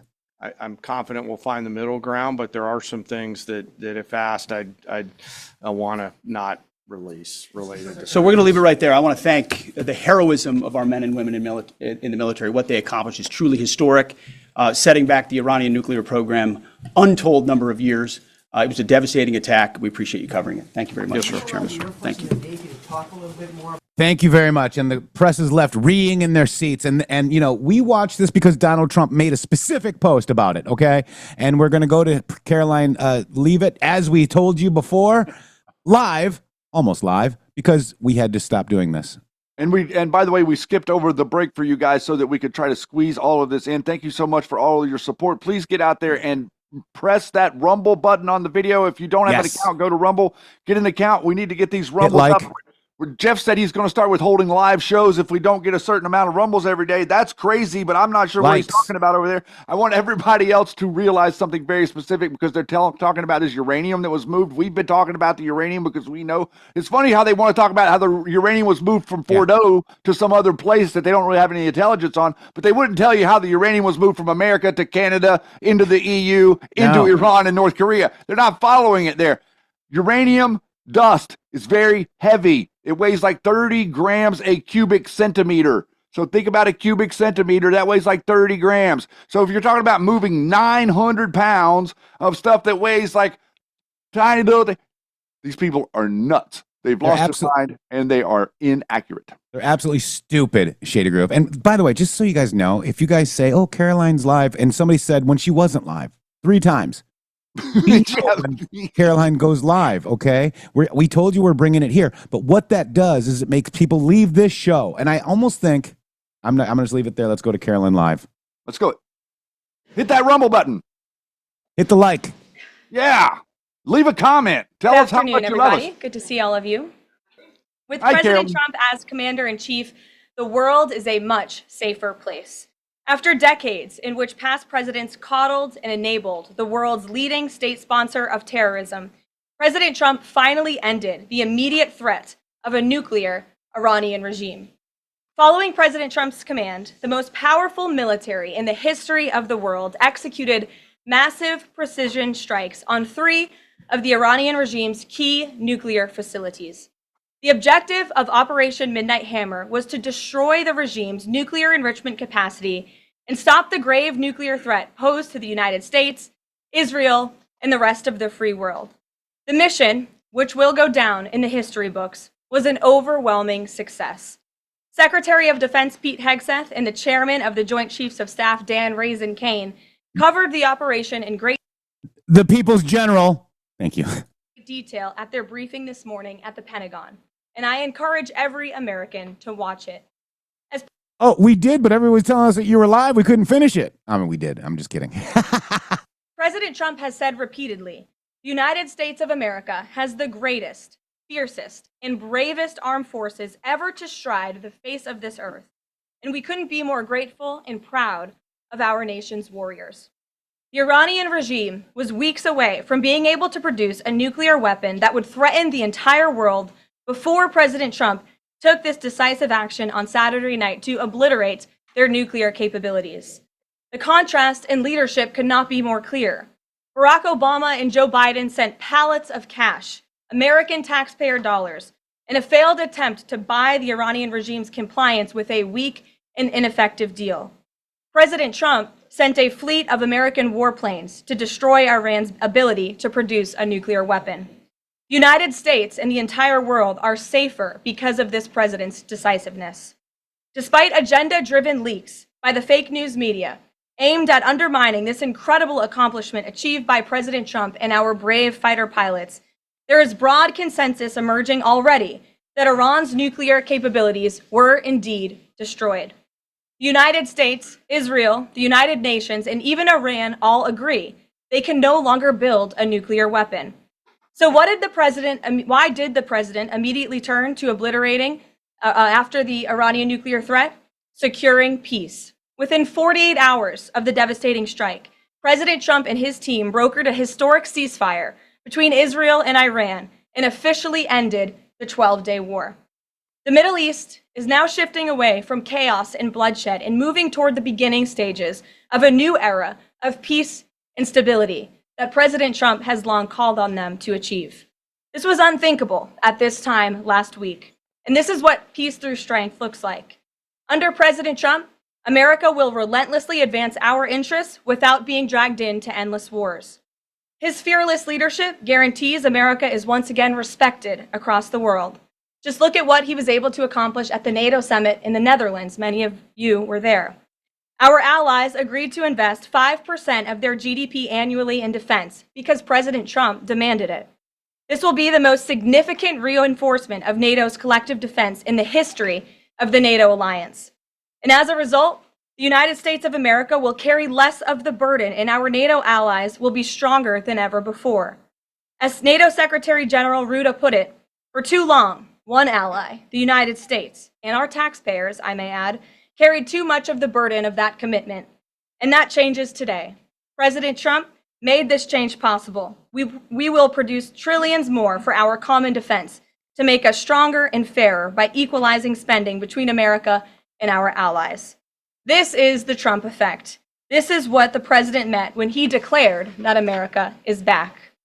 Now, back here at home, Americans are paying much cheaper prices for gasoline this summer, as both the Wall Street Journal and the New York Times pointed out today. Here's how the Wall Street Journal put it. Hitting the road this summer won't bring as much of a big hit to your wallet. The national average for a gallon of regular gasoline is about 23 cents cheaper than this time last year. Analysts say plentiful supply is expected to keep prices down in the coming months. These are the cheapest gas prices at this point of the summer since 2021. And despite all the doom casting from liberal pundits, oil prices on Tuesday were lower than before the Israel-Iran conflict began. As President Trump continues to unleash American energy, our country will have even more efficient, reliable, and affordable energy to protect our national security and fuel our people. Later this afternoon, here at the White House, the president will host a One Big Beautiful event in the East Room to rally Republicans to get the One Big Beautiful bill across the finish line. At that event, he will be joined by everyday Americans from across the country who will massively benefit from the common sense policies and provisions within this bill. This is the largest tax cut for working and middle-class Americans in history, and it's going to put more money into the pockets of hardworking Americans. Families will see an average increase in take-home pay of more than $10,000 per year. Americans earning between $30,000 and $80,000 per year will see a 15% tax cut. Overtime and tipped workers will save thousands of dollars annually. And our amazing seniors will receive historic financial relief by reducing the tax burden on their Social Security benefits. Simply put, this bill is going to unlock the golden age of America. And we look forward to continuing to work with the Senate and the House to see this bill on the president's desk for signature by Independence Day. Here in our new media seat today, we have Colin Anderson with the Washington Free Beacon, who will kick off our question and answer. Colin, go ahead. Thank you, Caroline. We reported yesterday on a briefing from the Israeli defense minister in which she said the U.S. and Israel are working together to monitor any attempts from Iran to rebuild their nuclear program, and also that if Iran was to do so, the U.S. and Israel would work together to once again destroy that nuclear program. Is that aligned with the president's thinking? Look, the president, as I said in those opening remarks, Colin, and thanks for being with us today, views the Middle East on its way to peace and prosperity. And the president used strength on Saturday night. The whole world saw that the United States is indeed the most lethal fighting force in the world with those precision strikes on Saturday evening. But the president wants peace. He always has. And right now we're on a diplomatic path with Iran. The president and his team, namely Special Envoy Witkoff, continue to be in communication with the Iranians and especially our Gulf and Arab partners in the region to come to an agreement with Iran. As for our alliance with the State of Israel and that friendship and that partnership between the United States and the State of Israel, I would argue it has never been stronger. And we see a new era in which perhaps some of these Gulf and Arab states can sign on to the Abraham Accords. That was one of the president's most signature accomplishments in his first term, and he'd like to see more of those countries sign on in this second term. And so we look forward to sustaining a long and durable peace in the region, and the president wants to do that through a diplomatic solution. But as he proved on Saturday night, he's not afraid to use strength if we need to do it. Gabe. Thanks, Caroline. The president mentioned in a Truth Social post that no enriched uranium was moved from Fordo. What about the other two sites, Isfahan and Natanz, and how can the president be so sure that no uranium was moved? Well, what I can assure you is that the United States and our intelligence agencies and Director Ratcliffe and the president's entire national security team were obviously watching these sites very closely in the weeks and the days leading up to the attack on Saturday, which I will add was one of the most secretive and successful operations in United States history. I think many of you in this room would agree with that because none of you in this room knew about the strike on Saturday until it took place. So we were watching closely, and there was no indication to the United States that any of that enriched uranium was moved prior to the strike. From any of the sites? Correct. And then one more thing, Caroline. Next week, the president mentioned that there would be talks with Iran. Didn't mention any details, and Iran has not confirmed them. Can you share any details about any potential talks next week? We don't have anything scheduled as of now, but I spoke to our Special Envoy Witkoff at length this morning, and I can assure all of you we continue to be in close communication with the Iranians and through our intermediaries as well, namely the Qataris, who have been an incredible ally and partner throughout this entire effort. And as I said, this administration is always focused on diplomacy and peace, and we want to ensure we can get to a place where Iran agrees to a non-enrichment civil nuclear program. And there are many other requests that the United States has. Those details continue to really, they're just starting. Of course, the operation was just on Saturday night, but we are in touch. And if there is a meeting, we will let you know, as we always do. Brian. Thank you, Caroline. There's two, one on trade. On the July deadlines coming up for the trade deals, is that deadline still hard and fast for the president, or is he now considering even coming to trade deals after that deadline, and where is he on that going forward? I think the president has been asked this quite a few times by many of you in the media. I've heard him answer it at press conferences and at gaggles. He just spoke about it on Air Force One. The deadline is not critical. The president can simply provide these countries with a deal if they refuse to make us one by the deadline, and that means the president can pick a reciprocal tariff rate that he believes is advantageous for the United States and for the American worker, and he will continue to do that. But as for the deals, our United States Trade Ambassador, Jameson Greer, I speak to him frequently. He's working very hard, and he has had very good and productive discussions with many of our key trading partners. And on the One Big Beautiful Bill, there's conversations on the Hill right now about the Medicaid cuts. I'm curious if the final bill that the president's been talking about comes to him and it has Medicaid cuts in it, will he sign it, or would he rather just Congress do away with those cuts? I think our friends in both the Senate and the House know exactly where the president stands on Medicaid. He wants to get rid of the waste, fraud, and abuse, and they are working to do that in the Senate right now. Jennifer. Follow up on that, on the Big Beautiful Bill. Is there enough time for Congress to work through the issues it needs to work through? I'm saying, does the president need to move back his deadline a little bit? We expect that bill to be on the president's desk for signature by July 4th. I know that there was a ruling by the Senate parliamentarian this morning. Look, this is part of the process. This is part of the inner workings of the United States Senate, but the president is adamant about seeing this bill on his desk here at the White House by Independence Day. Israel, is there a date set for the Prime Minister to visit the White House yet? Is he coming in a couple weeks? There isn't a date, but the Prime Minister has expressed interest in coming to the White House to meet with the president and come to Washington. The president is obviously very open to that, but we don't have a date. When we do, we'll let you all know. Kate. The president suggested he was open to sending more Patriot air defense missiles to Ukraine. Is that going to happen, and were there any other assurances that he made directly to Zelensky when they met? I'll let the president speak on that. That was a private conversation between he and President Zelensky. But the meeting was a good meeting, and it was a meeting towards progress. And the president, as he said, repeatedly wants to see this war come to an end. But I'll let him speak on that specific. And Witkoff yesterday suggested that there would be more countries signing on to the Abraham Accords. What's the timeline on that, and which countries specifically is the administration looking to have sign on? Well, the president is certainly hopeful that more countries in the region will sign on to the Abraham Accords. Again, we want to see a long, withstanding, endurable peace in the Middle East, and that's the way to do it. And when the president met with the new president of Syria, that was one of the requests that he made for Syria to sign on to the Abraham Accords. I don't have a timeline for you, but this administration wants to see that happen, and our partners in the region should know that. Rachel. Thanks so much. Just to follow back up on the meeting that the president mentioned about wanting to have this meeting with the Iranians next week. Clearly there's a willingness here from the administration to want to meet with Iranian officials. What is the holdup here in trying to schedule it? Are you experiencing any resistance from the Iranians? No, have some patience. We just had this strike on Saturday night. The president secured a ceasefire. A lot has happened in the last week. He was just in the Netherlands. Now he's back home to have a big event this afternoon on the One Big Beautiful Bill and get our domestic priorities across the finish line. So we'll get there. And like I said, we're in constant communication. And just one more, just on the goal of the meeting. The president mentioned yesterday that it may not be necessary to have an agreement with the Iranians. What is the purpose? What would be the goal of this meeting? Again, to continue moving forward towards a long-standing peace in the Middle East. Jordan. Yes, Caroline, thank you. So the president had some harsh words for both Israel and Iran on Tuesday as he was departing from the NATO summit after they both violated the ceasefire. He said, what's your response to Americans who are worried the peace isn't going to last and think that Israel is trying to plunge us into another endless war on their behalf? I think the fact that the president was able to successfully negotiate a ceasefire when nobody thought that was possible, it was a surprise to everyone in this room. It was a surprise to the world, but the president got it done because he wants to see peace in this world. He does not want the United States to be dragged into these conflicts. Again, he's not afraid to use strength if he has to, but the president has already proven he can put America first and deliver on peace at the same time. They're not mutually exclusive goals.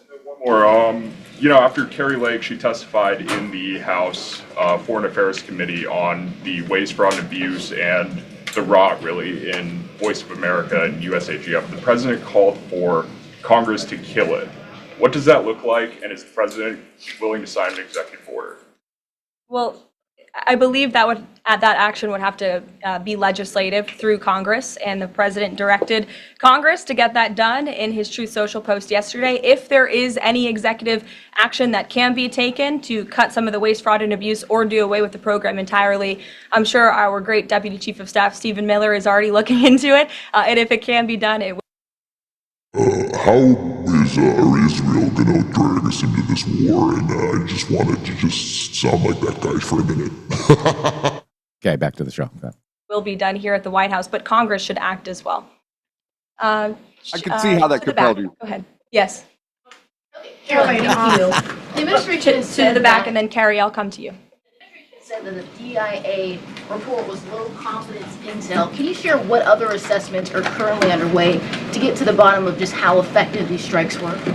Yes, well, I can assure you what the CIA director said, that when we look at the entirety of the intelligence that we have to this date, it concludes that these strikes on the Iranian nuclear facilities were absolutely successful. It was a total obliteration, as the president said, and not only does our own intelligence say that, but also the Iranian foreign minister has said that.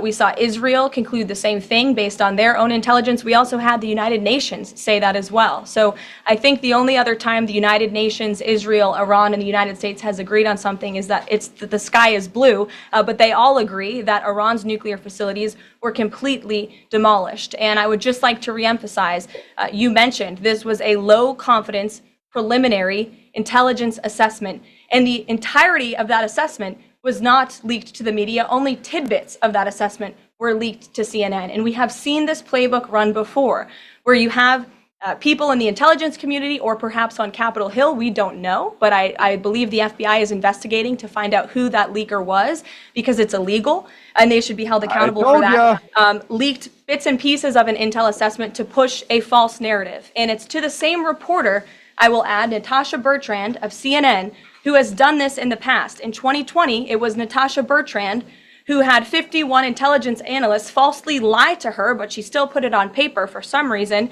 that the Hunter Biden laptop story was Russian disinformation. We all know that's not true, right? We can all agree on that now. That was a lie from the intelligence community. Also in 2020, this same reporter, Natasha Bertrand, wrote that a top intel agency ruled out the man-made lab leak theory of the coronavirus origins. Again, the president was right about that. This reporter wrote a lie from the intelligence community to seek a narrative she wanted to prove, and guess what? We now know that's the truth. Also, in 2024, Bertrand pushed the suckers and losers hoax. She also pushed the fine people hoax, which was taking the president's words purposely out of context. And then last October, and I believe this is notable, Natasha Bertrand published an article in Politico from the intelligence agency. She said that John Ratcliffe was speaking without any evidence when he said Iran was attempting to undermine President Trump's presidential campaign. And then we, of course, found out that was absolutely true. In fact, the Biden administration declassed an intel report which said they had high confidence that Iran had done exactly what Ratcliffe alleged. They did run an influence campaign to hurt President Trump's candidacy. In fact, we know the Iranians tried to take President Trump's life. And so this is a reporter who has been unfortunately used by people who dislike Donald Trump in this government to push fake and false narratives. She should be ashamed of herself. And that's not what reporting is. Journalism is trying to find the facts and the truth. And this week, we saw this same reporter being used to push a fake narrative to try to undermine the President of the United States, and more importantly, the brave fighter pilots who conducted one of the most successful operations in United States history. And I think the American people fully know that this operation was a complete and total success. Elizabeth. Thank you, Caroline. The Miami Herald recently published a story saying the Trump administration was targeting migrant foster children. The Trump administration has denounced this as false. Could you clarify the Trump administration's position on protecting migrant children, particularly the 300,000 lost under the Biden administration? Yes, I saw that Miami Herald article yesterday, and I was aghast at the headline. It's egregious to accuse this administration of trying to target foster children. That is not at all what is happening at the Department of Homeland Security.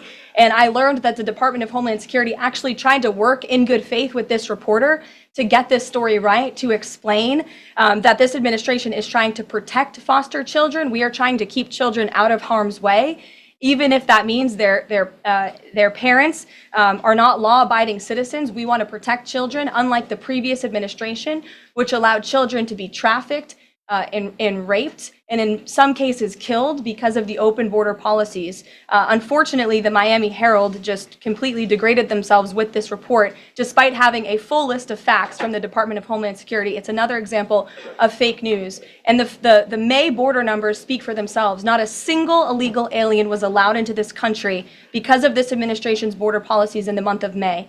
That means not a single child was allowed into this country, possibly with human smugglers or human traffickers. And we know that was happening at the rate of thousands and thousands of children every single month in the previous administration for 4 years. And you didn't see any reporting of that from the Miami Herald, but now they're trying to accuse this administration. And we tried to give them the facts and they refused to report them. So thank you for bringing that report to light. Aisha. Good to see you again. You too. I know you're looking for You're this. usually on the Hill. I know, I'm here today. I know you're looking for this leaker. Is it your belief, I know you said earlier you're not sure if it's on Capitol Hill or at the Pentagon, but is it your belief that it might be in Capitol Hill? And how confident are you that you'll find this leaker? Well, I'm not personally looking for the leaker. The FBI is looking for the leaker, so you'll have to ask them in the Department of Justice in terms of this investigation. But leaking top secret classified intelligence is a crime, and people need to be held accountable for that crime.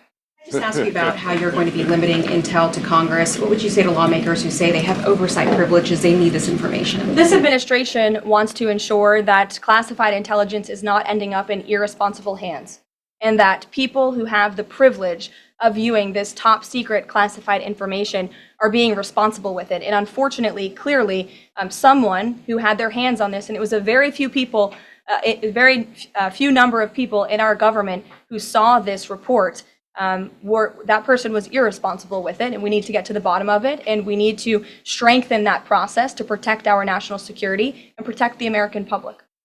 Mary Margaret, go ahead. Thank you, Caroline. Sure. You just laid out a lot of different stories about disinformation that Natasha, excuse me, that Natasha Bertrand had pushed during her time at Politico and at CNN. Why would any member of the Trump administration leak anything to her? Well, again, as I just said, we're investigating who that leaker was. It could have been someone in the intelligence community, or it could have been someone on Capitol Hill who had access to this document. The FBI is searching for that person. Go ahead. Thanks, Caroline. The president was And obviously... clearly it was done to undermine the president, to answer your question. And I'm sorry, I really wanted to follow up on that really quickly. Before the strikes on Iran, we saw a number of other leaks about Tulsi Gabbard, the Vice President Vance. Is there an effort to divide the president's team when it comes to these leaks and which reporters they choose? I do believe there's an effort on the outside of this building to try to divide the president's team on the inside. And sometimes you have to look at these headlines and laugh, because I've been in meetings where I know these things are absolutely not true. And again, we do our best here, I believe, to try to push back and correct the record with all of you. But there is fake reporting. That's just the reality of this country, unfortunately. But I can assure you the president's team is strong, especially the national security team. Everyone is very proud of the president, of our commander-in-chief, and of our military for the successful operation that took place on Saturday night. Thanks, Caroline. The president was obviously very pleased with getting his NATO allies to increase defence spending. He's made the same demands of Asia-Pacific allies of the United States, including Australia, where I'm from. How does the NATO result impact negotiations with Asia-Pacific allies? Does it, for say, strengthen the president's resolve to say, well, you know, our NATO allies have done it, now you need to do it too?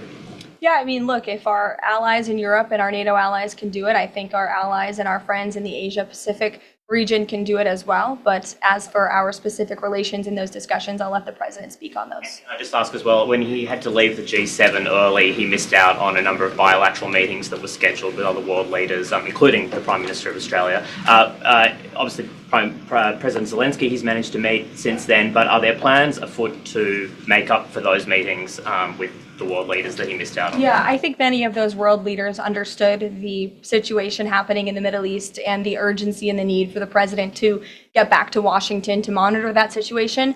And obviously that was the right call, considering the success of not only the operation on Saturday night, but also the ceasefire that the president has since brokered on behalf of not just our country, but the entire world, frankly. But he has made up a couple of those meetings, and he has had direct phone calls with some of those leaders he was supposed to meet with as well. Not all. Ed. Oh, yeah, thanks, Caroline. So to clarify on trade, so what happens to the countries other than China on July 9th? That's a decision for the president to make, and I will let him make it. Okay, and secondly, so now that oil is just about upper $60s a barrel, when's the administration going to start refilling the Strategic Petroleum Reserve? That's, again, a decision for the president to make and our Secretary of Energy. There's no imminent plans to do that, from what I understand. But as you have seen with the plummeting of oil prices in this country, it's because this president and our Department of Energy have really tapped into our resources here, and we have an increase of supply, unlike the previous administration that totally hampered our domestic energy efforts, but totally robbed and drained our strategic petroleum reserves. So when the time is right, the president will make that decision. But right now, we are utilizing the resources that God blessed us with right here in our country to produce energy for our people. On the One Big Beautiful Bill, does the president believe the parliamentarian of the Senate should be removed? I haven't spoken to him about that, and I'll let him speak on it. However, again, he knows this is part of the process and the inner workings of the Senate, and he wants to see this bill done, and he remains very much engaged in these conversations and in this process with lawmakers in both the Senate and the House side, and the whole White House does as well. In the back, yes, Libby. Thank you, Caroline. Earlier today, the president stated that these photos out of Fordo that were showing nuclear materials being removed, suspected of showing that, were just concrete workers. What intelligence is that based upon? Look, the president shared that statement with all of you, and I already answered the question about whether uranium was moved prior to the strike, and the answer is no. Is there a chance that the DIA report becomes public at any point? I don't think this administration is going to get into the habit of sharing classified, top-secret information. Those classifications exist for a reason, and I wish everyone who had the privilege of looking at these documents would respect that. Daniel? Thank you, Caroline. You've been emphatic that the president's expectations for the One Big Beautiful Bill to hit that July 4th deadline. You had a big meeting on Capitol Hill yesterday with the Republican Study Committee. Did you walk away from that meeting pleased with what you heard? Did it bolster your confidence that Congress is able to meet that the expectation of the president? Yes, I did. The camaraderie at the Republican Study Committee was great. Members, expressed, their feelings about the bill, but as we saw, the bill passed through the House, despite many people believing it could not. So the House is ready to receive this bill back from the Senate so they can pass it and bring it to the president's desk. So it was a great meeting, and Republicans are very unified. And we also talked about the mayoral race in New York City and how the victory of the Democratic primary candidate really shows how far left and unhinged the Democrat Party has become. And Republicans truly are on the right side of every issue in this country. We are on the side of no men in women's sports, on the side of low taxes, secure borders. So that was the topic of discussion. And the unity was strong and the camaraderie was high. And I know everyone looks forward to being here at the White House for the bill signing next week. Sure. Thanks, Caroline. The Supreme Court ruled this morning that South Carolina is allowed to deem Planned Parenthood as not a qualified healthcare provider, and that will block it from receiving Medicaid funds. Does the White House have a statement on that ruling, and would the president support a standalone bill from Congress to defund Planned Parenthood at a federal level rather than letting each state determine it? I'll let the president speak on that legislative priority, but as for the Supreme Court ruling, the president has always maintained that Americans should not be forced to violate their conscience and their religious liberty by having their tax dollars fund abortions, and we're glad the Supreme Court ruled on that side today. Or yesterday. Then on Iran, but on a domestic matter, in January, President Trump revoked security details for several former administrations, including Mike Pompeo, Mark Milley, and John Bolton. Given the heightened tensions with Iran right now, is he considering restoring those security details? Right now. On trade, and then I have a question about the bill as well.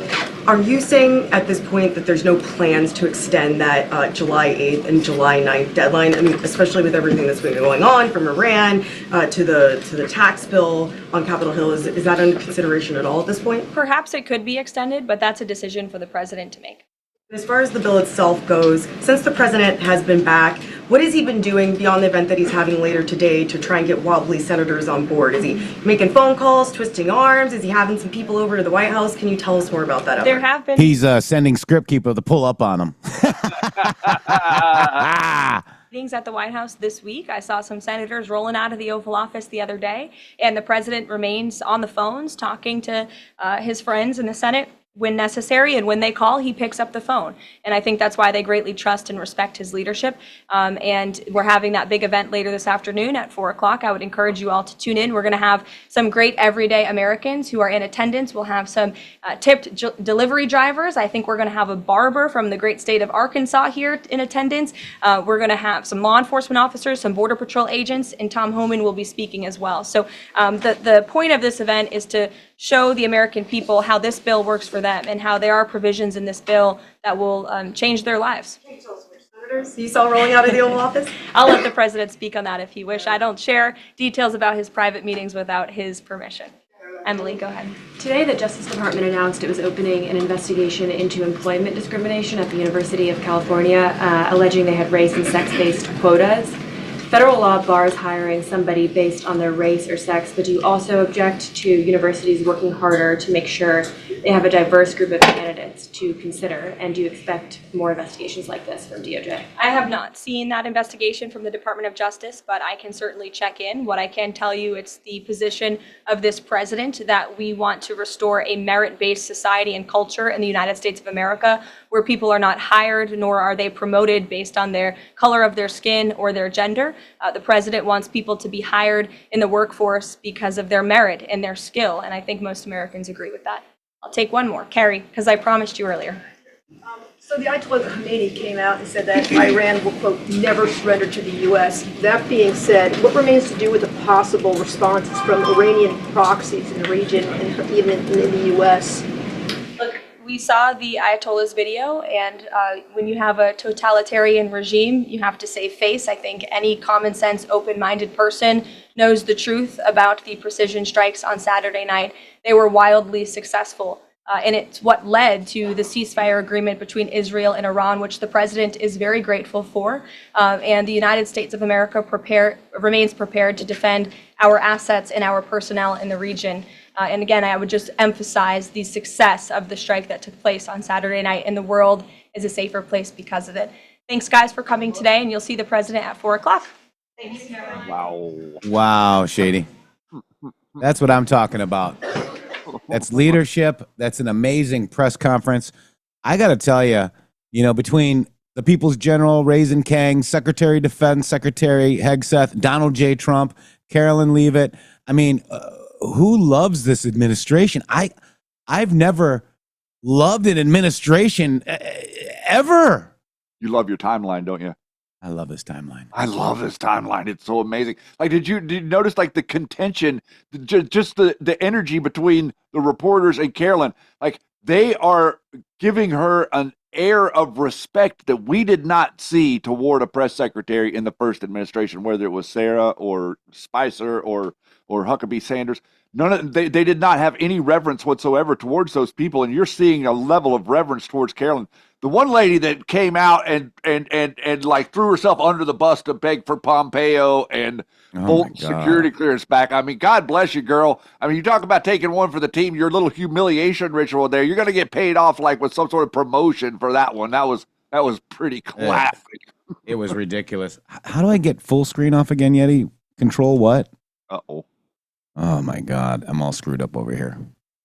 You seem fine to me. He's not talking to me.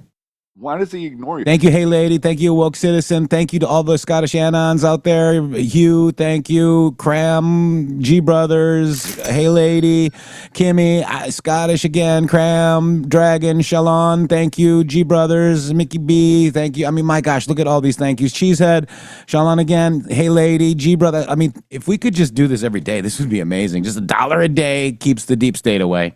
Well, now, listen, I understand you want to be complimentary, but we got 1,200 and some people watching. I've only been able to accumulate 305 rumbles. Now, when you say rumbles, what do you mean? Okay, so this is what I mean. Whenever I say rumbles, and Yeti, how do I get this full screen off my screen? I need Yeti to help me in my earphones. Go ahead. Okay, thank you. F11, bro. Oh, my God. You didn't tell him. It worked. It worked right away. I didn't hear him. Did you hear him? No, he didn't say that. He said, I told you, F11. Instead he made $1 donation. That instead of like helping you out. And thank you, Yeti. I appreciate it. And Shady, continue. Okay, yeah, I'd like to inform the audience of how it would be so great and what an honor it would be to rumble the video. So on YouTube, you can like a video or you can dislike a video. On Rumble, you can rumble the video or not rumble the video. Or disrumble. Yeah, unrumble. I don't know what the other one. Don't push the one with the thumbs down because we got plenty of those people every day. Yeah. But if we love our hate watchers, Shady. We love them because you know what? They come to this show to figure out what we're talking about so they can spin it. That's exactly what they're doing. They try to tell you that the People's General is the guy parking cars at West Point. It makes absolutely no sense to us. But anyway, you can support the show by making the Rumble the video. If we were to get 600 or 800 Rumbles a day, we would be qualifying for the leaderboard. These people on the leaderboard are only getting 1,000 Rumbles. And you guys, Jeff, should I yell at them more or should I stop? It's right there under the video. I don't like yelling at them. Following an MG show, and then to the right, it'll say following. You could click that button to follow the show and to subscribe to us. And then right there, the Rumble thumbs up. Click it till it turns green. Boom. 55-inch screen of Jeff and Shady teeth. LOL, too much? Thanks. Uh-oh. That didn't seem like a compliment. No, it doesn't seem like a compliment at all, does it? I can hear Yeti laughing. I don't think you're supposed to laugh at us, Yeti. I think you're supposed to be muted and do that on your own time. Shiny object. Go ahead, Yeti. Laugh so everybody can hear you. Yeah, it's here. Oh, my God. Oh, that was bad. Oh, my God. That was good. That was Yeti's laugh. Shiny object. That's what it sounds like to me. Shiny Object, thank you. You guys are amazing. These donations are absolutely amazing. Do we have any campaigns either? No, we don't have any campaigns. Campaigning. You say champagne? No, we can't afford that. And Job says, that face for radio. Oh, here we go. That really, these people are if they're going the wrong direction today, man, it's like contrarian day or something. You're supposed to encourage us. Hey, look, if we can mess with you, you guys can mess with us. I don't really care. I guess that's true. We're going You know, we got this. What is it called, Shady Groove? It's called the Anon thick skin. I thought it was called water off a duck's back. Yeti's what? Water off of a duck's back. Nothing to do Yeti's with what the Yeti is doing to the duck. What? Yeah, that's humor. All right, so here we go. Let's go over to Carrie Lake testimony about the House Committee on Foreign Affairs led by Chairman Mast. Chairman Mast led this, and thank you. To be put into the... Oops, and thank you for that. So we're going to go to Carrie Lake, Shady, because Trump wants us to watch it. You ready? Only if they hit the rumble button. All right, we'll wait. Okay, let's wait. Do we have some Jeopardy music? Maybe Yeti could bring the laugh back to everybody. We're going to have like 600 rumbles before you get any more content. Okay, so MG got $100 more on the webpage. Was that from you, Seven Seals? If so, thank you. Thank you so very much, because that was a match. You guys did it, and apparently he just donated $100 to our website. You can go to mg.show/donate. Thank you so much. All right, an initial 100 and then matched $100 for the 117 $1 Rumble rants. Wow. There's a lot of stuff going on in the background. And I believe that's Seven Seals, right? Is that who did that? Thank you. Wow. I love that username, by the way. All right, here we go. You ready? I'm ready. Yes, I'm ready. Here's Carrie Lake. My name is Carrie Lake. I'm the Trump administration senior advisor to the U.S. Agency for Global Media. Before I get started, Mr. Chairman, I'd like to let you know this opening statement that I'll be delivering is a shortened version of a longer version that I have submitted to you earlier and would love to be put into the congressional record. Last December, President-elect Donald Trump called me and asked if I would help reform U.S. Agency for Global Media and the Voice of America, and I said yes. I was honored and eager to help these institutions tell America's story to the world.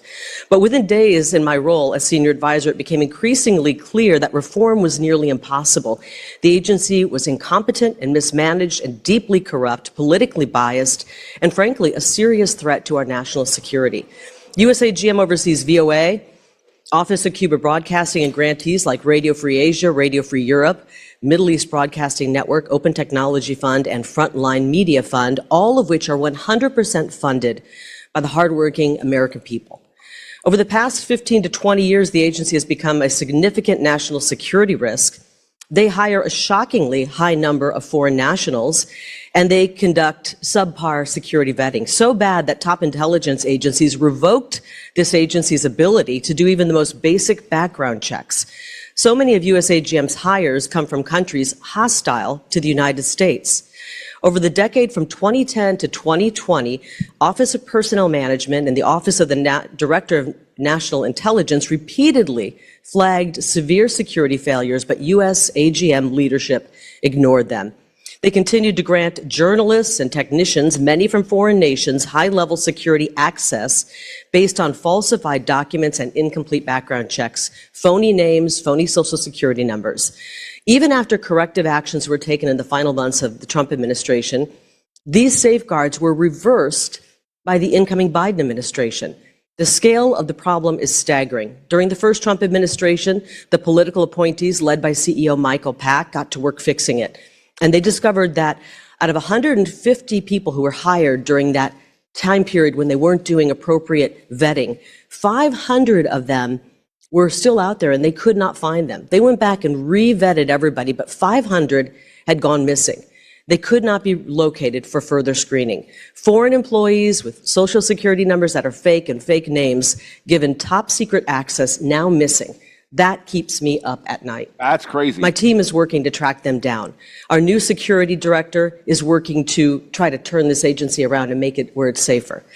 It's a vast problem that we've uncovered. We've also uncovered that the grantees like Radio Free Europe hired people later identified as foreign spies. At one point, they nearly hired more than 20 spies from a nation hostile to America.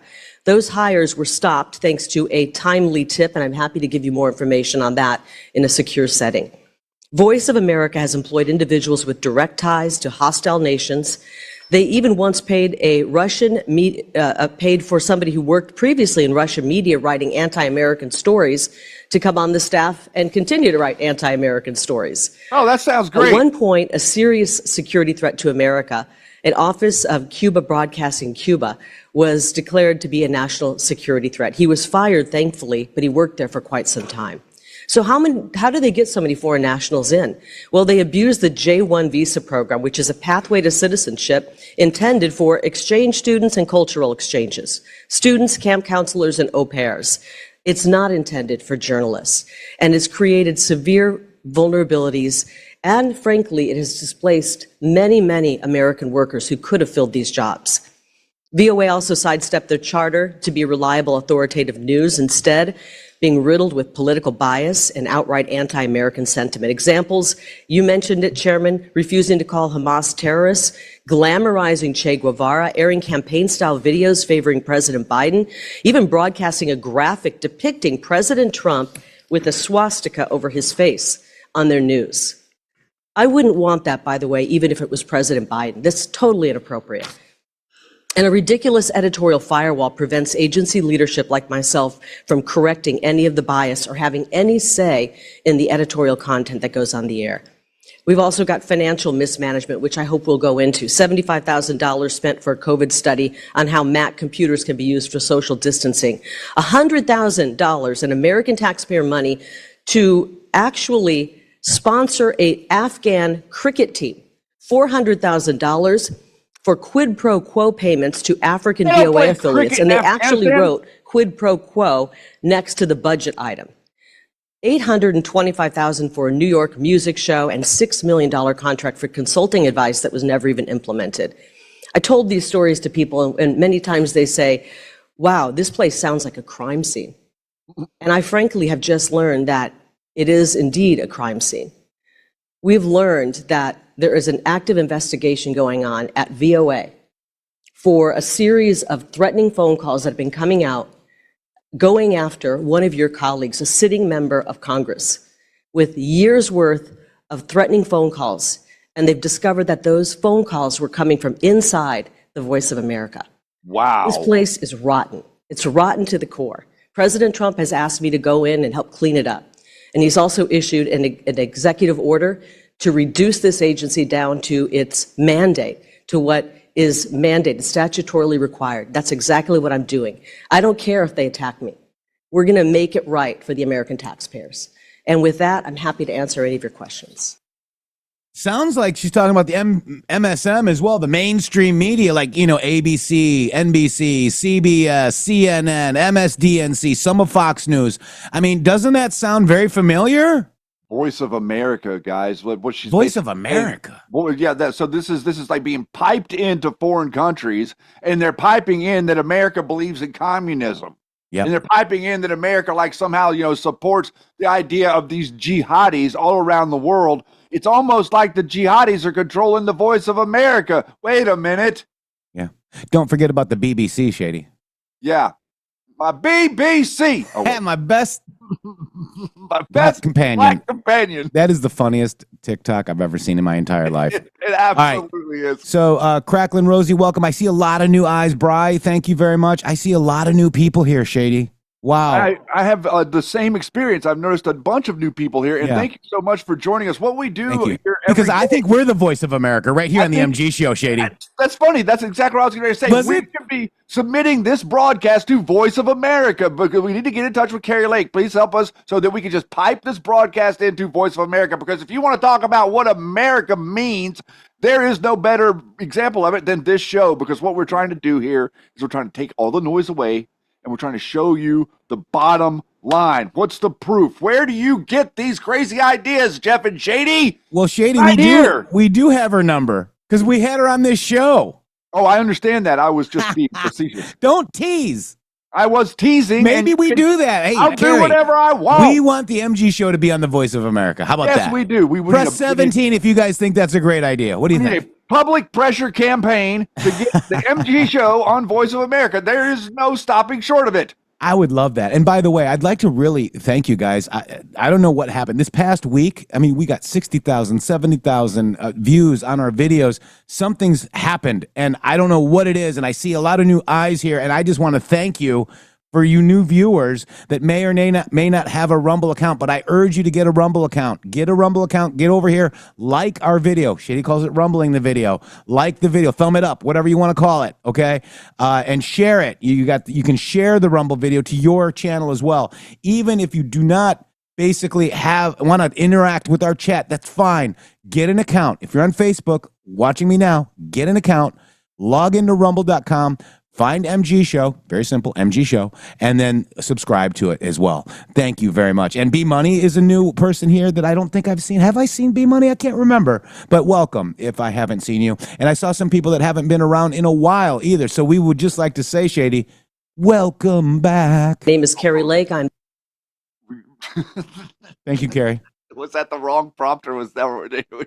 No, but you know how the video just starts? I don't know. Yeah, it just starts when you push the button. Yeah, I understand. That's the way you do it, sir. Yeah. And by the way, haven't we figured out what the punishment of treason is? Let's check this out. If you don't believe in the deep state after this, then you're not. Then you've lost your mind. This is the definition of the deep state: a wartime leak of very sensitive, confidential information. It is treason. The punishment for treason is the death penalty. This is not a joke. I think that it's and I pray that they do not back down on this, that they get to the bottom of who it is, and they can find who leaked this information. It is treason. If you don't believe in the deep state after this, so is that a Q proof, Shady? Well, everything we're seeing right now is what do we want? What do we want? What did we say when we came? We want truth and transparency in government. There is no freedom.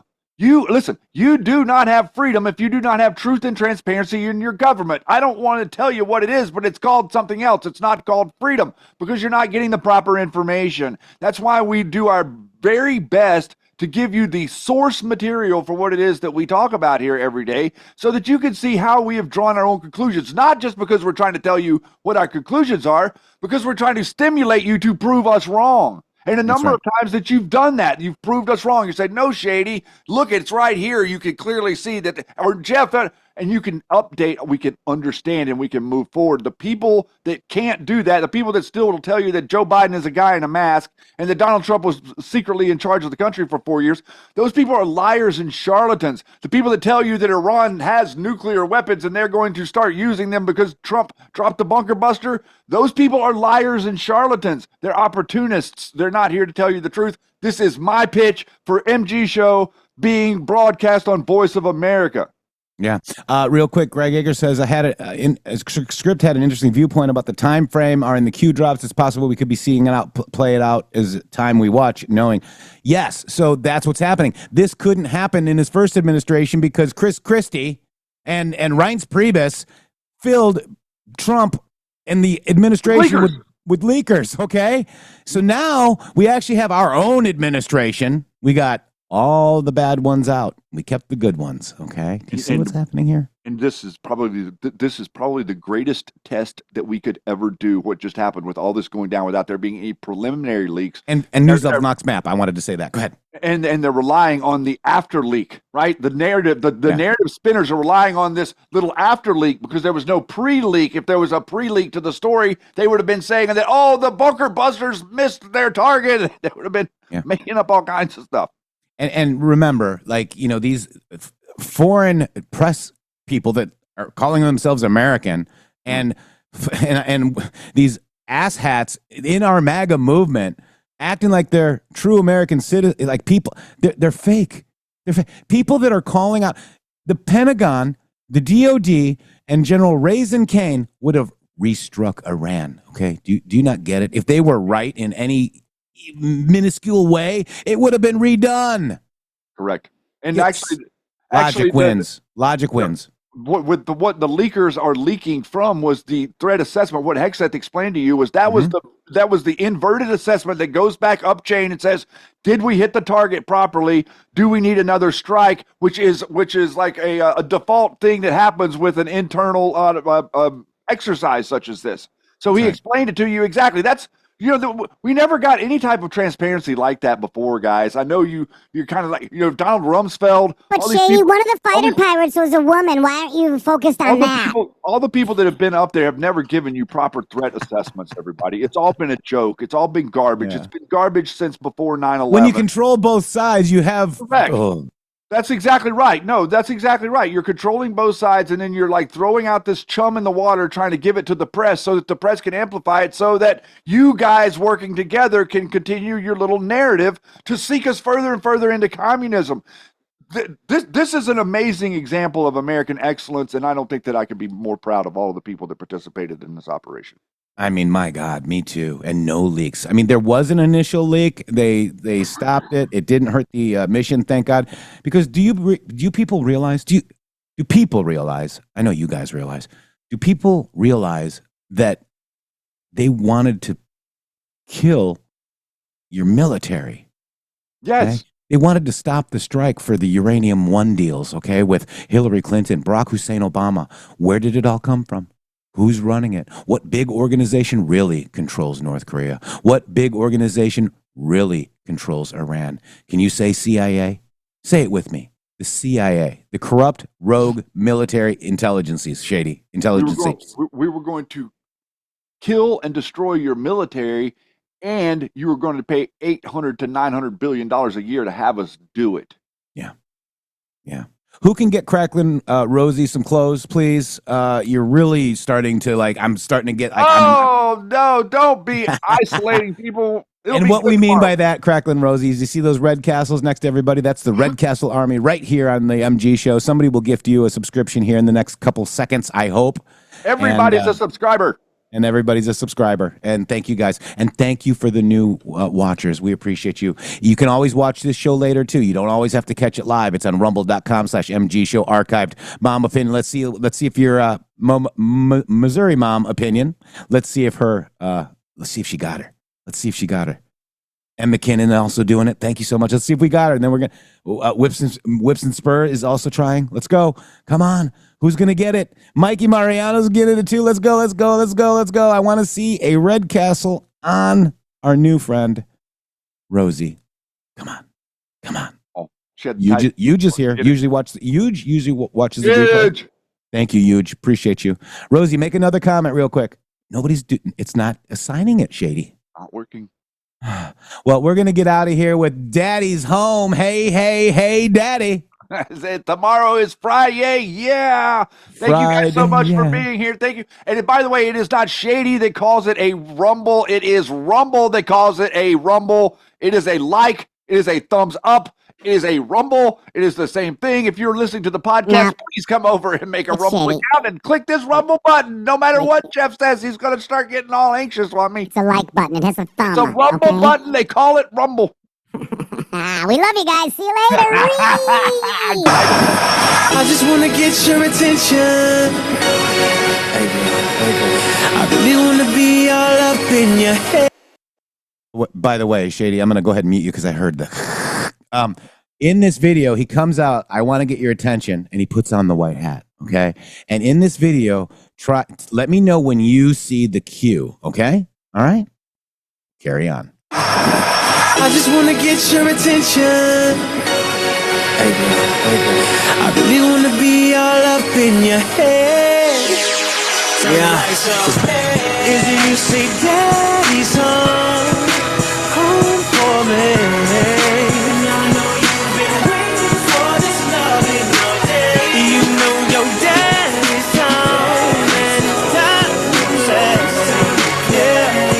You ain't got to give my love away. So when you say, hey daddy. So when you say, hey daddy. I ain't gotta do a lot of flexing.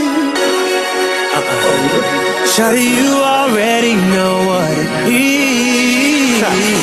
is. There's your cue, Shady Grove. You say, hey, calling me daddy, babe. You gotta know me till I had it. Hey Daddy, www.mg.show. Boom.